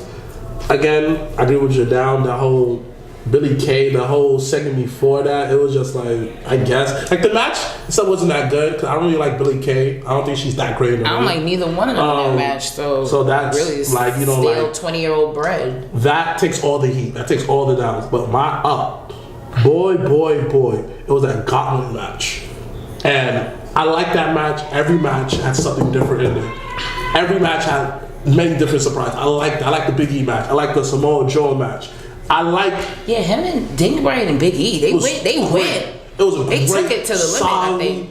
It was a great match, and I like them. And They got something big happening for me. They're stirring up something. Yo, do you understand how tight I was when at Money in the Bank and then they let Kofi beat it? I was like, nigga, really? But no, let me finish. I know you need a spot monkey, but sheesh. I like that. That was not my favorite. Another moment that WWE did, low key, that is the fact that you know the Miz was up next. You know that I thought that the Miz was gonna hit him or something like that, roll up something cheap. But the fact that he had the Belgian Rangers he come paid them out, off. beat him up, beat the crap out of him, ring the bell, skull crushing finale, pin him. That's a great way to continue that story. Great. And it keeps him as a heel. Keep him as a heel. And Rusev, I'm not gonna lie. And it keeps actually the whole Daniel Bryan and Miz thing. Right. I like the He didn't touch whole him, really. Miz and I like the Rusev winning. And again, this is why the Miz is the type of person I appreciate him. The little stuff he does to make sure that this man is older. All the little stuff like that. I love that. And the big moment of the week. What? It's the big moment of the week. It's not on here. Well, I'm putting it on there. The big moment of the week was when Rusev won. The whole arena just erupted. I felt that. I see your journey, Daddy, yo. I felt that. I felt I was there. Ain't gonna front. I cheered, Why would you not cheer? I was there. I was there. He was so happy. He was so happy because Rusev has been in matches like with other people for the title, but never has gotten a one-on-one. Another up for me. How many damn ups you got? Move it on. You Only did an got up, one. you did an up, and you did a big dick moment of the week. But that was included. Just but saying. none of the up. I had no. Go ahead as we continue. And my last up Only is about 6 matches on SmackDown. I like the interaction with Daniel Bryan and what's that girl's name? Renee Young. Renee Young. I love that interaction. It brings me back to shades of Smack. I'm talking Smack. Nice throwback right there. Loved it. Okay. All right, so we're gonna move on to our third segment, which is good old. I brought back rivalries this week, and in honor of the passing of Vader, each of us will give a dream match that we would have liked to have seen with Vader in it. So which one of you guys want to go first? I'll go first. Okay. Vader versus Braun. Damn. I had a regular list because I was like, I feel like they're gonna. No, it's a regular match. They too big. Well, first of all, Braun was going up the ladders like nothing. But Braun's an athlete. It was crazy. And it's not hard to go up a ladder. No, actually, it is that high up. Like, try Braun yourself. is a freak of nature. Climb is not that hard. So weird. He's a freak of nature. Even on my highest peak of weight, I can still climb up a ladder. No, but like at that speed, like yo, it almost seemed like he like slid up the ladder. Like it was crazy. Y'all make it seem that big dudes can't move. But not all can. That's the point. I see what you mean, though. Okay. So all right. So you said Vader versus Braun because I had to make a list because I feel like y'all was gonna say things I was gonna say. What is your rivalry match of the week this week? Vader versus Samoa Joe. Ooh. Okay. I didn't put that because I feel like someone else was gonna put it. I actually said Vader versus Lars Sullivan. I actually said that. That was a very solid, powerful match. Seriously, people don't sleep on Lars Sullivan, and I tell you that if you go back to NXT Takeover New Orleans and watch that ladder match, you'll see why. Good. All right. So we're gonna, before we end off to our final segment, we're gonna do a little game this week. I brought back word association. So as everyone knows. So as everyone knows, this game, how it goes is I will say a word and you will say the first thing that comes to your mind. So I will start off with Sir Wilkins. All right, so Bret Hart. Overrated. Who? Cactus Jack. Hardcore. Edge and Christian. Amazing. Ooh. Great Balls of Fire. Corny. Last one, Dragon Sleeper. Really? Yeah. Okay. All right, Mr. Blacc, your turn. Ultimate Warrior. Overrated. Really? JBL. Oh, one of the greatest heels of all time. It's not one word. Not one word. Oh, I'm sorry. Okay. Dean Malenko. Oh my gosh, underrated. Hell in a Cell. Overdone. Last one, Spinebuster. Oh man, Arn Anderson. Yes. Now, before we do sign off and give our farewells, I do actually. It's interesting. You both said overrated for the first person I said to you guys. So I actually am now. Why do you think Ultimate Warriors is overrated? And I agree with both, but I want to see why you said what you said. Okay, because I watched a lot of Ultimate Warrior matches. They weren't that really. He was just like. He's very charismatic. He was very charismatic outside the ring, whatever. But in the ring, he wasn't like. It was like, this is whack. And I get it. And during that time he came up in, it was acceptable. Yeah, it was the larger than life thing. Hogan matches were way more entertaining. He was more charismatic in the ring with his limited moveset. What? Like Watching the same things? No, Hogan was better. Better in the ring. In ring? Yeah. No, he's not better overall all time. But for that era, you needed I overtime have to go back and watch it. Yeah. Watch it. Because I'm like, yeah, he was overrated. You know, I mean, but to be fair, I don't know what Ultimate Warrior's finisher was, but It was like the gorilla press. a fucking leg drop. I cannot. The people's elbow. I cannot. Like it's like. People's elbow was a joke. So Ultimate Warrior was joke. overrated. Like I don't care what anyone says, he's mad overrated. All right, Bret Hart, which I agree, but why? Bret Hart's biggest thing was that he sold the glasses. His glasses were the coolest things about him. His in-ring work was amazing. I will never take that away from him. But he was a champion because there was nobody else to be champion at the time. And it was a steroid charge, a steroid era. It's not even that. It's just that there was nobody else around. Everybody was making jump ship to WCW. Yeah, it literally was. And they were trying to build another champion, and they only had. It was him or Shawn. And then Yokozuna comes around and, they try to give Yokozuna what they could do with him. And Yokozuna wasn't the best in-ring person. Oh, but in terms of that, I don't agree with that. In terms of how big he was and how he could move, he's Samoan. Every Samoan. He was very fluid in the ring. I didn't know he was Samoan until I got really older. Like no, years later, like when I really thought he was Japanese. Growing up, I thought he was Japanese. No, but he was Samoan. He don't look Japanese. No, he did. He did not. He really didn't. He didn't. He was mad tan. He didn't have. This is low key racially profiled, but he never had the chinky eyes. So that for me, I just I thought already he knew. was mixed. So yeah, but I didn't know. Brett was never, to me, if he was in this era, he'd be a mid-carder. Brett, talent-wise, he's a great in-ring person, but overall, he's a mid-carder, not a superstar. He just came at the right time. It was like it was like you just at the right place at the right time type of situation, and he was also loyal to Vince. Yeah. Up until the Montreal Screwjob. Until he spat in Vince's face. But all right, our final segment before we say our farewells is you just made the list. So once again, every week we put someone or some things on the list this week. Gentlemen, who's on the list this week? You go first. We go. Why you tell me to go first? You don't have nobody on the list? I have somebody. But you go. So go ahead. No, why can't you go? No, first? go ahead. Why you just go? So I gotta put some girl on this list, whatever, right? Did you smash this girl that you're about to talk about? No, I didn't. Do you want to? No, I don't. Okay, but I need to clear all of that before you embarrass her on this camera. So we, what you gonna do? I don't know. Why you get mad at me? Why Like, you getting all aggressive, son?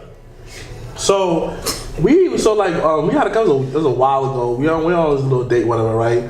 Like disturbing me, whatever. I went on a date, whatever. So my homegirl told me, don't go on this date with her because she's boring. I was like, damn, you know what? And she hit me up. I was like, freak it. Went to BBQ's a little cheapness. why would you do that? Where'd you go with First date? BBQ's? On 23rd Street? Why would you go to BBQ's on your first I was date? only going to BBQ's on the first date. You would take Dawn to BBQ's on your first date? If that's all I can afford, yeah. Exactly. But that's not all you could afford, though. Why am I going mad far if I go to BBQ and get a great meal for the store? Like, you know, you get a lot more food. You only BBQ's, Leo? It's a great meal. It is. So the food's not good, Leo? You mean like a Hennessy wing or like a fucking? You see? Hennessy wings don't get you drunk, you idiot. So No, stop I saying. know that. That's not good. That right. So you know the rinse they got or the fried chicken, the biscuit. You probably do the same exact thing every time you go there, do you, right? What do you mean? You get it not offended, son. It's like You get it not angry. Okay, hold on. Side note, when you take girls out on the first date? To his house. Hey, viewers, where would you take a girl This is like on it's a so first funny date? that you said it because it's like an ongoing conversation in our like Secret Society group chat. Yeah. Because I would not think that BBQ's is an appropriate first date because to me, I'm not 16 years old anymore. Like when I was growing up in 16 and didn't have a job and didn't have money, all of us went to BBQs. That's what the fuck you did when you were in high school in What New if York. a brother's At the end of the struggling? day, I would rather you set up a picnic or you cook at your house as your Come first on, date. this shit. Take me I to hate the when fucking girls date. say this shit. But it's Nigga, the who's truth. doing a picnic, my nigga? Oh, that the shit's live money. feed. That The shit live costs feed. money too. The live fee. Fruits and salads. Come on, It's on. It's not. It's connection. It's on. Again, Oh, you tapping? again, Leo. Oh, okay. Again, Leo. Let me ask you, when do you take a girl on a first date? Not this. Then shut up. When you take Not them there, there, answer the though. question. I didn't ask you. Okay, where would you Answer go the question. though? Where would you go? Where would you go? Alright, so not food, but like I go to a comedy show. Okay. Yeah, he's a man of comedy show. no Okay, bullshit. for a food restaurant, where do you go? I'm not taking you to no restaurant for a first date. In general, nigga. No, listen to what I'm he saying. just said no first date's a restaurant, B. He just answered that the question. Okay, then that's the question. Is she talking to you? What do you do? He paid. Okay. I mean, that's what you're supposed How's to do on that the first insult? date. How's that insult? You sound stupid. Then what the fuck is the first date for if you're not gonna pay for it? Why you pay for the first date? And Why this would you not? Again, I should listen to this Like after. if you're gonna go You Dutch, paying the first date? if you're gonna go Paying Dutch, the first date? I always pay the first date. but if you're gonna go Dutch, then that's not a date. My girl That's never two pays for a people date. hanging out. Well, I don't know. I mean, I just met you. I'm not gonna just. This is why when you meet them on Monday, you don't go out with them on Tuesday. You give it time, get to know the person. The same way she Okay, so Nah, B, you went to BBQ's. Continue. Sorry. the BBQs, whatever, you know, we chilling there. What'd you get to eat? No. Boy. I got turkey burger and salad. Oh, we got turkey burgers. What she got? Penny wings? Yeah, she actually did though. She actually did though. Wait, did she get a drink? Did she get the big? she get Texas size? The Texas size. No. She ain't getting that. She ain't getting that. Oh, she it's too expensive. He said, he looked at the menu. He's like, nah. So you see what you're getting, right? Yo, you got these 4 This choices. nigga says, here's a prefix meal on your first date. Go for it. I did it, but like, He said, so what you got? You get heady wings. And you water. You got the half a chicken And water. with the rice. Oh, and water. And water. And maybe a cranberry juice if I feel if the conversation goes well. Okay, so she ordered. You guys are eating. Awesome. She asked me about abortion. What if she asked me how I feel about it? No. The conversation. Whoa, this is going wild, man. No, but I knew her for a while. Like we've been talking for like I get on and off like a month, if that. I don't remember. That's not a long time. And, Continue. Like the conversation came up. Like I think somebody came up about abortion, whatever, right? And she said, yeah, blah blah blah. I was like, "Hannah, listen, man." I said my opinion. She had her opinion on it. This and third. Conversation going like right after. I was like, "So let me ask you a personal question. Have you ever had abortion before?" And after she was like, "Oh my gosh, I keep asking me that." I'm looking like because we're having a conversation, simple conversation, you don't have to answer it. Well, I don't want to answer it. All right, cool, whatever. Shrug it off. I had a great night. We laughed. She definitely had an abortion before. Definitely have. Definitely. So, like the next day on the phone, she called me whatever, right? And she said this way. This is why I knew that she's a dumb broad. She said this way, right? Damn. Yo, I'm gonna tell you why this guy should be tight. She said this way. That if a child, like she talking about her brothers and sisters, like, oh yeah, you know, none of them got pregnant, even though her mother had one of them at 15. And she said that none of them did that at the cycle. She said this way. This is what I realized. This is how her culture started. She said, yo, if a child, you know, get a girl pregnant or get pregnant in high school, it's the parents' fault. And I'm looking like, no, it's not, because if the parent gave all the tools to succeed and you still went the opposite way, it's a child's fault, because a child. But if they haven't given the child the tools to succeed. No. But like that was the situation. I gave her. I agree with you. But at some point, and I said that I was like, at some point, you gotta take responsibility for your actions. You can't be 30, like you can't be 25. 21 and still blame your parents what they did. At some point, you have to grow up as a person. Really? So this is the conversation y'all having? On the first date? No. I know it's not the first day. The next couple of days. Post first date. Yeah, but like she said that no matter what you do, no matter what you get, someone get pregnant during that time, whatever. It's like it's your parents' fault. Okay. Wait, so when you're a grown ass adult, it's your parents' fault that you get pregnant? She said it's still she said high school is all your parents' fault. Because she's from Harlem.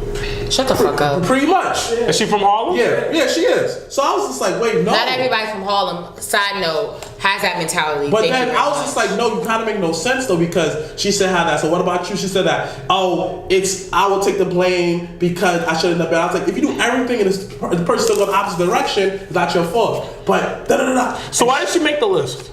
I'm gonna tell you. Yeah. She went off. Oh my gosh, how you convincing me about my beliefs? This, that. I was like, we're having a conversation. It's called, and like, I was trying to pick a brain to you. Doesn't matter. That sounds like a Harlem chick. Boom. That sounds like a Harlem chick. The shade. Bro, That sounds like a Harlem chick. I'm over here. I was like, she was like, and I can't believe you asked me if I had an abortion before. I'm just like, woo, that sounds like a Harlem chick. That's a Harlem chick move. Nah. She said, hey man, I was like, okay, it was just a question. It doesn't matter. I'm looking like, okay, are we gonna have a conversation? No! Hanged up the phone, I was just like, my nigga, you took it. The thing, you know why she acting like that? Because you took her ass to BBQs. She took her to BBQs, her throat was still dry from that cornbread. Are you kidding me? Her throat was still dry. Yo, my nigga, I'm telling you this right now. She from Uptown? If you eating cornbread like that, Uptown alone, like my nigga, you've been to BBQ since you've been like 10. She got that on the regular. So you're saying that so like let me ask you as a female, if a guy that he's just like, you get off of work, you don't know where to go, BBQ's open, you won't go? I know where to go. First of all, so here's my take on the whole BBQ thing, and no. It's just so funny. No, I'm gonna go? answer it, but at the end of the day, it's about the effort, and the effort is you would want to be with somebody or be around someone that's gonna make that effort to try to do something different. And at the end of the day, granted, if it's the last thing that's open, sure, we can go. But if it's the first date, bro, take me somewhere neither one of us has gone to so we can have a memory together. Or take me somewhere you've been that you be like, yo, what? This is cool. What? So we can have a memory together? Nah, B. We get this quick meal. I'm not going to BBQs. It depends on like what type of outside mindset Listen. you have. If it's last minute, that's you go different. where you go. Right. You go where you go. Fine. Okay, if you planning something, I love chicks that keep saying these picnic shit, son. Yo, I gotta buy a basket. You don't have to. Or I gotta get a book bag. bag or book bag. Oh, book bag, right? But I gotta buy. You've done it before. Yeah. But I have to buy stuff to go for the picnic. Exactly. Fruit You salads, just fried go to chicken. get. Fruit salads and fried chicken. That's listen. not everybody eats fried chicken. Yo, That's not what's crazy is healthy, son. y'all That's not healthy, always, yo, son. but what's crazy is y'all always clown this nigga, and I put money. The bitch he took on the picnic, he smashed. Yeah. But if you see how she looks, And you took a bitch to BBQ, did you smash? It don't matter. yo, It don't I don't matter. care. I don't Actually, care. I need you to pull up a picture of this person. So Because I might I know believe her. everything If she's about from Uptown, it might be a possibility. I know her. Telling him on the phone that she sounded ghetto. She was cursing at him on the phone. Like, yo, you gonna smoke like that? And that's gonna pass it to you over the phone? But I mean, Yo, these Harlem chicks, son, are too aggressive for you. do it. They too aggressive for you, B. He has, he knows. I had a Harlem chick, son. Never Actually, I had again, B. another Harlem chick back in the day though too. Same stupid mentality though. No, they're not stupid. you're buying a, first of all, Look, shout they're not- out, you're buying a picnic basket, you can get it off of Amazon thing. Listen. I don't do picnics, B. But that's just you. Nigga, I'm not But sitting. at the end of the I'm day, not sitting in no grass as- with my toes in the as a grass and female- shit. oh, Like this motherfucker right You here didn't fucking with do his that when sandals. you went to that fucking rosé shit. But No, my nigga, I had sneakers on. exactly. I had sneakers on, I had my fresh whites, and I had my Rico Haiti outfit on. I am not sitting in the grass at Central Park. You know what? I'm gonna find a restaurant on Insider Food on Instagram and find something to go. Because at the same That's time, I wanna try something new. I get your point of view, but I ain't doing no picnic. I don't know why chicks love picnics. No, I'm not what saying. What the fuck is up with y'all with some picnics? As a me, no, it has nothing to do with that. No. As me, I wouldn't want that. Fuck nature. Black people don't like nature. First of We've all- been around nature 2 damn months in slavery. Fuck that shit. Well, not everybody is like that. I was just saying, like, I wouldn't want nobody to take me on the picnic because I don't want to be in nobody's grass, and I don't want no bugs in my ass. So therefore, I don't want that. But what I'm saying is, at the end of the day, as a female, you will want to go out with someone that's gonna make the effort to try to do something different. I get that. I get. But where he's coming from as well is, I'm trying to get to know you. So go to a cafe. So don't even take it. But the thing is, you're getting mad at the fact that it's BBQs, and the reason why you're saying that because it's a chain restaurant, and it's easy. But it's easy to go to a cafe to get to know somebody. Or unknown cafe. Hold on. It's also easy to go to the bar around the corner. And people like, yo, meet at the bar and everybody's different. But I understand where you're coming from. The next chick you might meet from Queens, she might want to go to Queens to the mall and go to BBQs. Who knows? There's no BBQs in Queens Center Mall. Oh, Regal Park. It's one of the two malls that have. Listen. Hold up for a second. I'm gonna tell you what you need to do. Right? Go to the Heights and get yourself something. Yeah, so that your mama can curse them the fuck out. That's smart. No. You're trying to kill me, aren't you? Yeah, you are. Because you need to go a little further up. And if you can't handle the further up, go to Brooklyn. Go to Brooklyn. You can't do a Harlem chick. All I'm saying is this way. This is my opinion of the whole dating situation, this, that, and third. A nigga could take you to the 5-star restaurant, do all the places you want to go to. And I'll be a whack nigga. You're right. And what happened? Be a whack nigga, smash your guts out, and still be F-boy. And what are you going to say? But what if the roles That was reversed? aggressive. Smash your guts out. Let me say something. He said that was angry. Let me say something. It doesn't matter when you take a person. As long as I appreciate your company, a woman will say, listen, the fact that you took away the time took me out doesn't matter when we go because we enjoy each other's company. I'm gonna tell you a story. There's this chick, right? I used to be on I think I was on OK Cupid once, right? And met this girl. She tried to play me, son. She said, "You only date white chicks." I said, "Oh, really, bitch? Oh, really?" It's a little factual on that, though. So I'm a little sensitive about that. So I said, "Okay, I'm gonna take you out, bitch. Take you to a nice restaurant, and I'm never gonna fucking call you again. You stupid whore. What? Fuck you Whore. and your dumbass shit that you're saying out your fucking mouth and you're typing on my fucking computer. Drop dead." All right, well. So I took her to a 5-star special, and I never called her again. But of course, y'all don't care about that That's not y'all. Cause I'm petty. He is petty. I'm fucking petty. Leo, all I'm saying is this way. I changed my ways. All I'm saying is this way. No. I'm about to end this podcast. All I'm saying is this way. A lot of females, no matter where you take them, like my homegirl, she dead be using niggas for meals. Yes. But yes. do the same yes. thing. We're paying for it. We're paying for it. No, but like, if I'm chilling with you, and like, let's not say you, because you're my best friend and I don't want to do that. Let's say me and somebody went out on the first date and he paid, right? And then I would be like, you know what? Next date, I got it. Yeah, because you're a reasonable human being. You got a soul. But then again, though, you're different. Yeah, but then again, I am a unique bitch. You are correct. Janelle, but then again, though. Some girls go on the first date, no matter, this is why I say this, no matter where you take a girl, the first date I'm paying for it, but at the end of the day though, son, a lot of girls use niggas for meals. Yeah, like I Just swear, like a lot of niggas smash bitches because they want dick. But the thing is, I guarantee every girl that's watching this podcast, that hears this podcast, has one dude in their phone for meals. That's it. And a car ride. They have another nigga for a car ride. Car ride, yes. They have another nigga for a car ride. Yes. Dick. Food, no. Dick, maybe. Communication. But definitely not food. All of that. So the fourth, when you get to a certain level, especially as a woman, like food, like nigga, I got No. There's four niggas in the phone. The dick nigga. Everybody got the dick nigga. You not my nigga, but yeah. Number 2, the car nigga. The nigga that can drive you somewhere if you need to go to the airport. Yes, I will attest. I do have the food nigga. Yes. Everybody needs that food I nigga. have food nigga though. And you know what? The texting nigga. When you bored, ain't nobody, your phone is dry. Like the Sahara Desert on Italia's personality. Wow. When it's dry, I gotta connect to wrestling because it's a wrestling podcast. Cool. So that fourth nigga, these are the 4 niggas in chicks' phones, B. And these chicks been denying this shit for centuries. Y'all use people too. But that's what okay, so we're gonna go for you on the list, but all I will say is everyone does eventually use someone for something. So don't make it seem like bitches just use niggas for a meal when y'all niggas is just using mad bitches to get pussy. If I take it to BBQ, you still gonna eat it? I don't want it. You still gonna eat it? Yeah, you gonna eat it? I didn't say I was gonna eat it. Well, hold on, when that Hennessy chicken comes out, you're gonna be like, you know what? I'm here. Yo, funny story. Let me break this apart. There's someone that is watching that can attest to this. When he actually did take me to BBQs, I only ordered one thing off that menu. But you still ordered. You still ordered something off the menu because you there. Exactly. I ain't got no fucking choice. Exactly. So my thing is this way. Talk to me, Leo. No. Before you tell me to say this. No, let Leo talk real quick. Okay. Go ahead, Leo. Alright, the reason why you Come in the camera.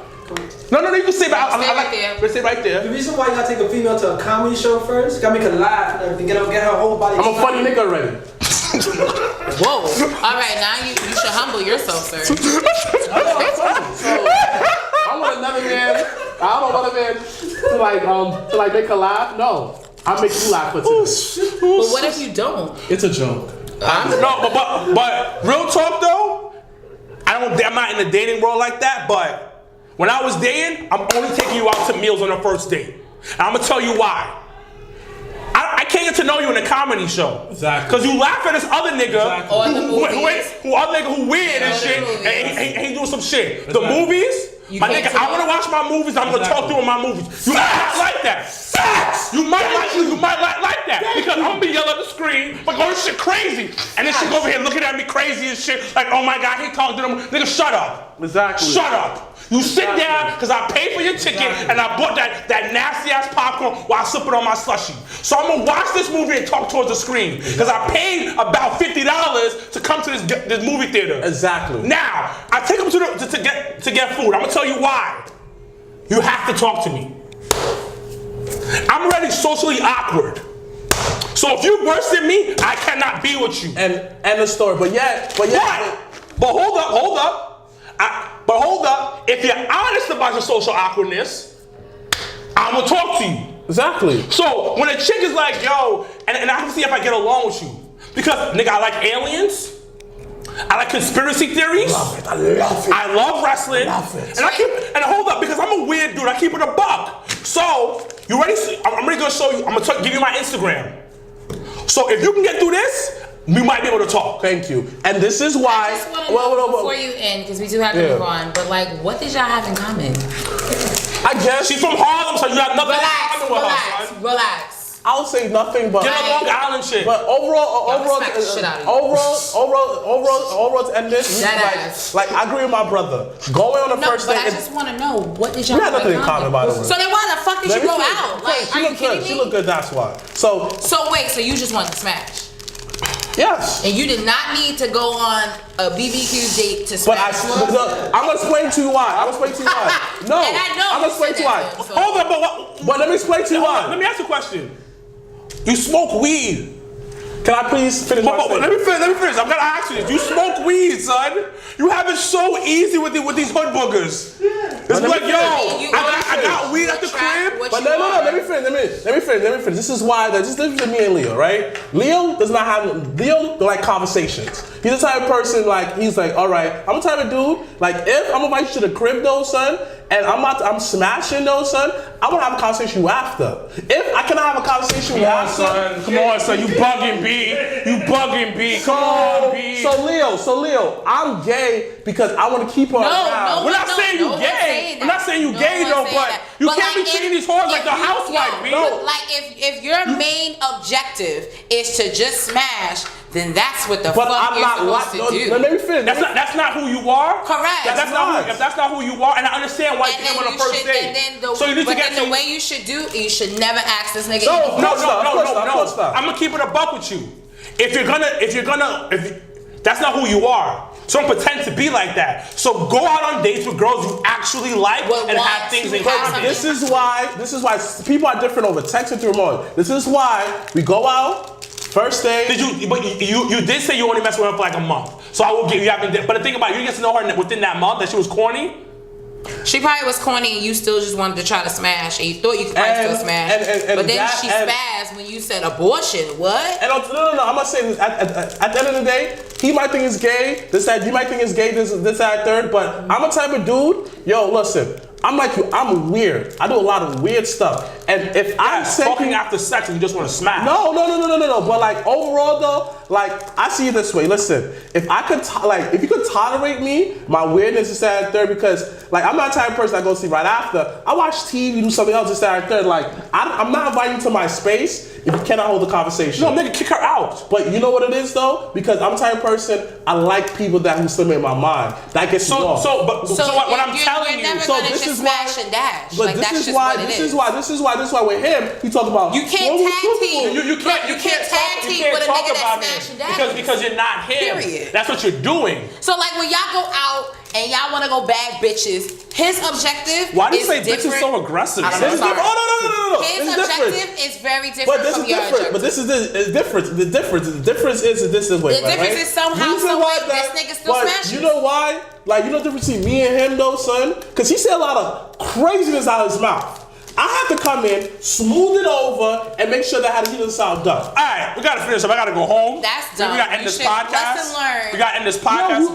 We work well together. That's how yin and yang. Look, you can't be shake and bake. Listen. I gotta end this podcast. It's almost 11 o'clock. What's your list? Sorry. Yeah, sorry. Well, nigga, let's end this podcast. Let's end this podcast. Sign off, B. Well, it has been a very interesting and yet fun episode of the Job I Taste podcast. Shout outs to everyone that has been sticking on to the live feed. We appreciate you. We love you. It was like 3 hours. As everyone knows, we are officially on ProWrestlingTees.com. I actually went to the store and typed in Jobberteers podcast, and our shirt popped up. It is only $19.99. So once again, all of you bitches that can spend money on a BBQ's date, you can definitely spend money on a shirt. Support the movement. Support Jobberteers. That was funny though. It's great. Great segue. You guys give me so much material. I love it. If you haven't already, join us on the Facebook group at Jobberteers Podcast Group. Follow us on Twitter and Instagram, the Jobberteers Podcast. Once again, any last like tidbits or anything coming up? We have a lot of events coming up for the summer. Stay tuned. That's on a preview of Java Slam. Put it on the page. Yeah, we have a lot of things coming up, and we're also going to be. Are we still sponsoring the? Yes, so Battle Club Pro will be having their July show, and finally the Bronx. So it is accessible to you guys. We're gonna be sending out more information. The flyer, I do believe, is out. But once again, we are going to sponsor Battle Club Pro's July show. So stay tuned to that. And for tickets, you can definitely go on battleclubpro.com for more information. We'll also be selling. We'll also have a table there. Yes, so we'll be selling t-shirts. We'll be doing interviews. If you want to do a quick jobber fan interview, you can definitely interview you. And anything else? No, that's about it. So this one hiccups. This one hopefully does not take another bitch to BBQs. I am Janelle from HR. Signing off. #Black Excellence. #we're out. Welcome, fellow jobbers, to another amazing episode of the Jobberteers podcast. I am Janelle from HR, along with Sir Wilkins and Mr. Blacc, and we have hit our 23rd episode. Is that gonna get an introduction, or you wanna? I'll wait till you finish. That's rude. I was ready for you actually this time. Before we get started and we get our amazing introduction going by Mr. Blacc, we want to thank everyone that attended the Legends viewing party this past weekend. We appreciate everyone coming out. Sir Wilkins is out here being a model, showing off our new t-shirt, which you can get on ProWrestlingTees.com. It is only $20, so if you can spend money on sneakers and tickets, you can spend a little money and support the movement. So buy a shirt, hands down. Thank you everyone that's watching the live feed now. It feels good to be back in my chair. So thank you to the gentleman who was last week here on my behalf. Mr. Amazing. Mr. Amazing. You are amazing, like your name is, for taking over while I was away. Talk about a cool spots for him. While I was on assignment and not here last week. So without further ado. Did you say you were on assignment? Which sounds high. It sounds exclusive. Yeah. So I wasn't though, but it just sounded cool. Let me probably introduce the episode. This is episode 23, aka the Jordan episode, aka I am the NBA, aka I won 6 championships, took a break, let y'all nigga try to be back, couldn't do it, aka Black excellence at its freaking finest. Niggas still wear my Jordans to today. Niggas still went online for this crap at least 3 or 4 times. AKA, that's probably just everybody. Across from me and Sir Wilkins, AKA Rico AT.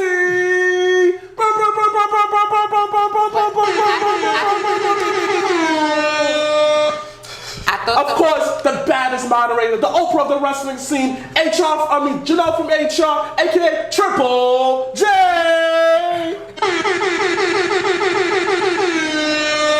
Introducing to me, everybody's foul mouth, co-star, everybody knows, you don't know what I'm gonna say out my name. This is why we have no freaking sponsors. Mr. Blacc, aka Dusty Black, 'cause I'm a dirty nigga on the left. Last but not least, our own personal cameraman, Leo, aka Dirty Dick Leo. Don't leave him around your mouth because he will bang. Episode freaking 23, the Jordan episode. #Black Excellent. Let's get this. I don't feel people cheering enough.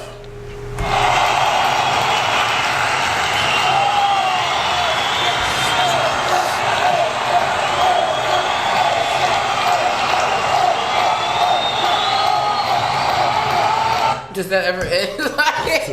like so you press the button and it just keeps going? Yes.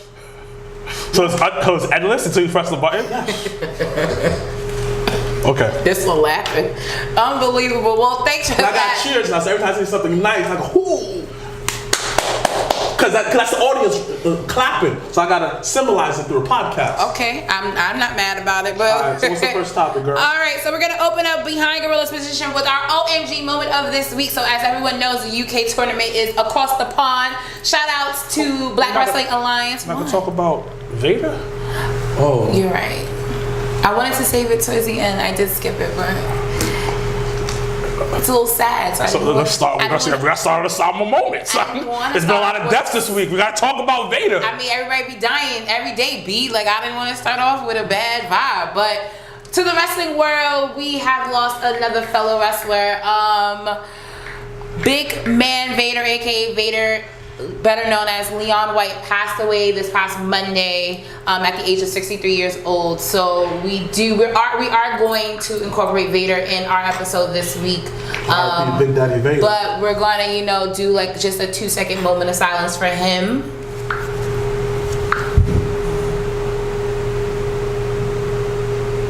Alright, so we're going to move on to what I said, our opening segment behind Gorilla's position for our OMG moment of this week. So, as everyone knows in the wrestling world, the UK tournament is going on, went on this past week live, and it will be on the WWE Network at 3 p.m. next Monday and Tuesday, respectively. So everyone will be able to see it on the WWE Network for $9.99, of course. Cheap plug. Cheap plug, always. But Triple, my guy Trips, everyone knows, had made a huge announcement before the tournament even started. It's the Jobbers Tears Podcast.